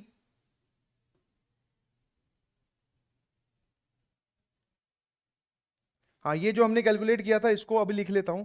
इसका स्लोप आपने बोला था स्लोप है -2, ठीक है, और बाकी कचरा हटा रहा हूं। इसका स्लोप 8/3 निकाल चुके हैं हम, याद रखना, अभी यहीं वापस लिख रहा हूं। सर इसका जो स्लोप है दैट इज 8/3, बस, ठीक है, बाकी सारा कचरा हटा दीजिए। अब मैंने क्या किया, इसको पॉइंट को बोल दिया E, इस पॉइंट को बोल दिया F। सर BE जो है वो लाइन ही तो है, मैंने कहा बिल्कुल सही। अच्छा, एक लाइन की इक्वेशन निकालने के लिए आपको दो चीजें चाहिए होती है, चाहे वो दोनों पॉइंट हो, चाहे एक पॉइंट और एक स्लोप हो। तो सर हमें ये पॉइंट तो दिख रहा है जहां से BE गुजरेगी, वो पॉइंट B है। सर स्लोप नहीं दिख रहा, तो मेरी बात ध्यान से सुन क्या ये लाइन और ये लाइन आपस में परपेंडिकुलर है क्या? है ना? अगर ये आपस में परपेंडिकुलर हैं और इस लाइन का स्लोप -2 है, तो कितने लोग इस बात को एकदम अच्छे से कैच कर गए कि इसका स्लोप 1/2 होगा? वरना आप ऐसे सोचो कि इसका स्लोप मान लेते हैं -2, वो तो है ही। सर इसका स्लोप मान लो m, और दो परपेंडिकुलर लाइंस के स्लोप का प्रोडक्ट आता है -1, तो m की वैल्यू आ गई हाफ। अब सर जैसे ही m की वैल्यू हाफ आई, तो क्या आप मुझे BE की इक्वेशन बता सकते हो, इक्वेशन ऑफ BE? हाँ, और BE की इक्वेशन मैंने आपको लिखनी सिखा दी है, ध्यान रखिएगा प्लीज। आपने ध्यान दिया कि नहीं वो नहीं पता, बट अगर आपको एक पॉइंट दे रखा और स्लोप पता हो तो ये फॉर्मूला है, तो बस उसी से ही काम चला दो। फटाफट मुझे आप BE की इक्वेशन बताओ। सर पॉइंट ये रहा, y में से y कोऑर्डिनेट घटाया और x में से x कोऑर्डिनेट घटाया और इसके आगे स्लोप चिपकाया। This is the equation of BE। दूसरी तरफ इधर आ जाओ। सर वैसे सेम लॉजिक, अगर इस लाइन का स्लोप 8/3 है तो इस लाइन का स्लोप कितना हो जाएगा, -3/8, क्योंकि इसका स्लोप ऐसे लिखना कि इसका और इसका मल्टीप्लीकेशन -1 आए, क्योंकि ये आपस में परपेंडिकुलर है। अब आप मुझे फटाफट इक्वेशन ऑफ CF बता दो। What is equation of CF? CF समझ गए? पॉइंट तो C से गुजरेगी और स्लोप आपको ये रहा, तो y में से y कोऑर्डिनेट घटाया दैट इज y -2, x में से x कोऑर्डिनेट घटाया तो x +2 हो जाएगा, क्योंकि x कोऑर्डिनेट -2 है, और यहां आ जाएगा -3/8। अब आप एक काम करो, ये दोनों आपने ऑल्टीट्यूड लिख ली, अब इन दोनों पॉइंट्स, इन दोनों लाइंस को आप क्या कर लो, सॉल्व करना आता है दो लीनियर इक्वेशंस को एलिमिनेशन मेथड से। x और y जैसे ही निकाल लो वही आपका ऑर्थो सेंटर है, वो टिक कर देना यहां से, ठीक है। एक्स और वाई आप जैसे ही निकाल लो वो टिक कर दीजिएगा यहां से, ठीक है जी। तो मेरे ख्याल से कहानी आपको समझ में आई होगी, कोई परेशान कोई चिंता वाली बात नहीं है। चलिए जी,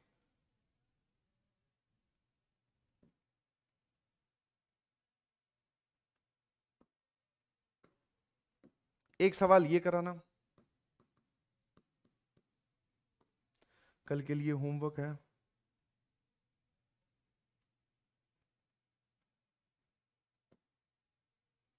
बस ठीक है, एक सवाल जो है वो आपके लिए होमवर्क है, कल कराइएगा।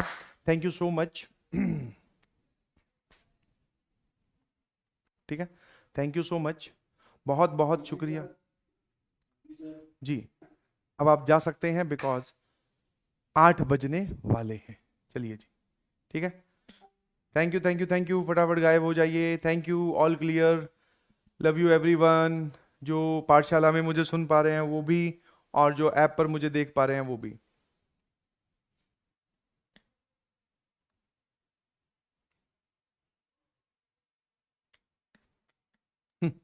कृष्णा अग्रवाल, हाँ, happy Lohri to all of you, बहुत बढ़िया। जाइए आग जला के बैठिए, मूंगफली रेवड़ियां खाइए और मस्त हो जाइए। Bye bye bye bye bye bye, thank you everyone, बहुत बहुत शुक्रिया।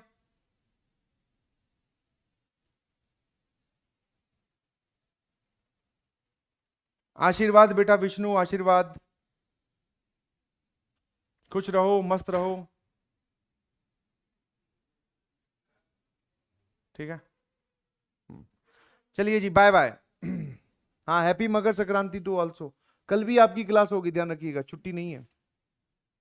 हाँ, जिस भी सब्जेक्ट की क्लास कल होती है उसी सब्जेक्ट की, मेरी नहीं होगी कल, क्योंकि कल फ्राइडे और सैटरडे को मेरी नहीं होती है क्लास, ठीक है बेटा।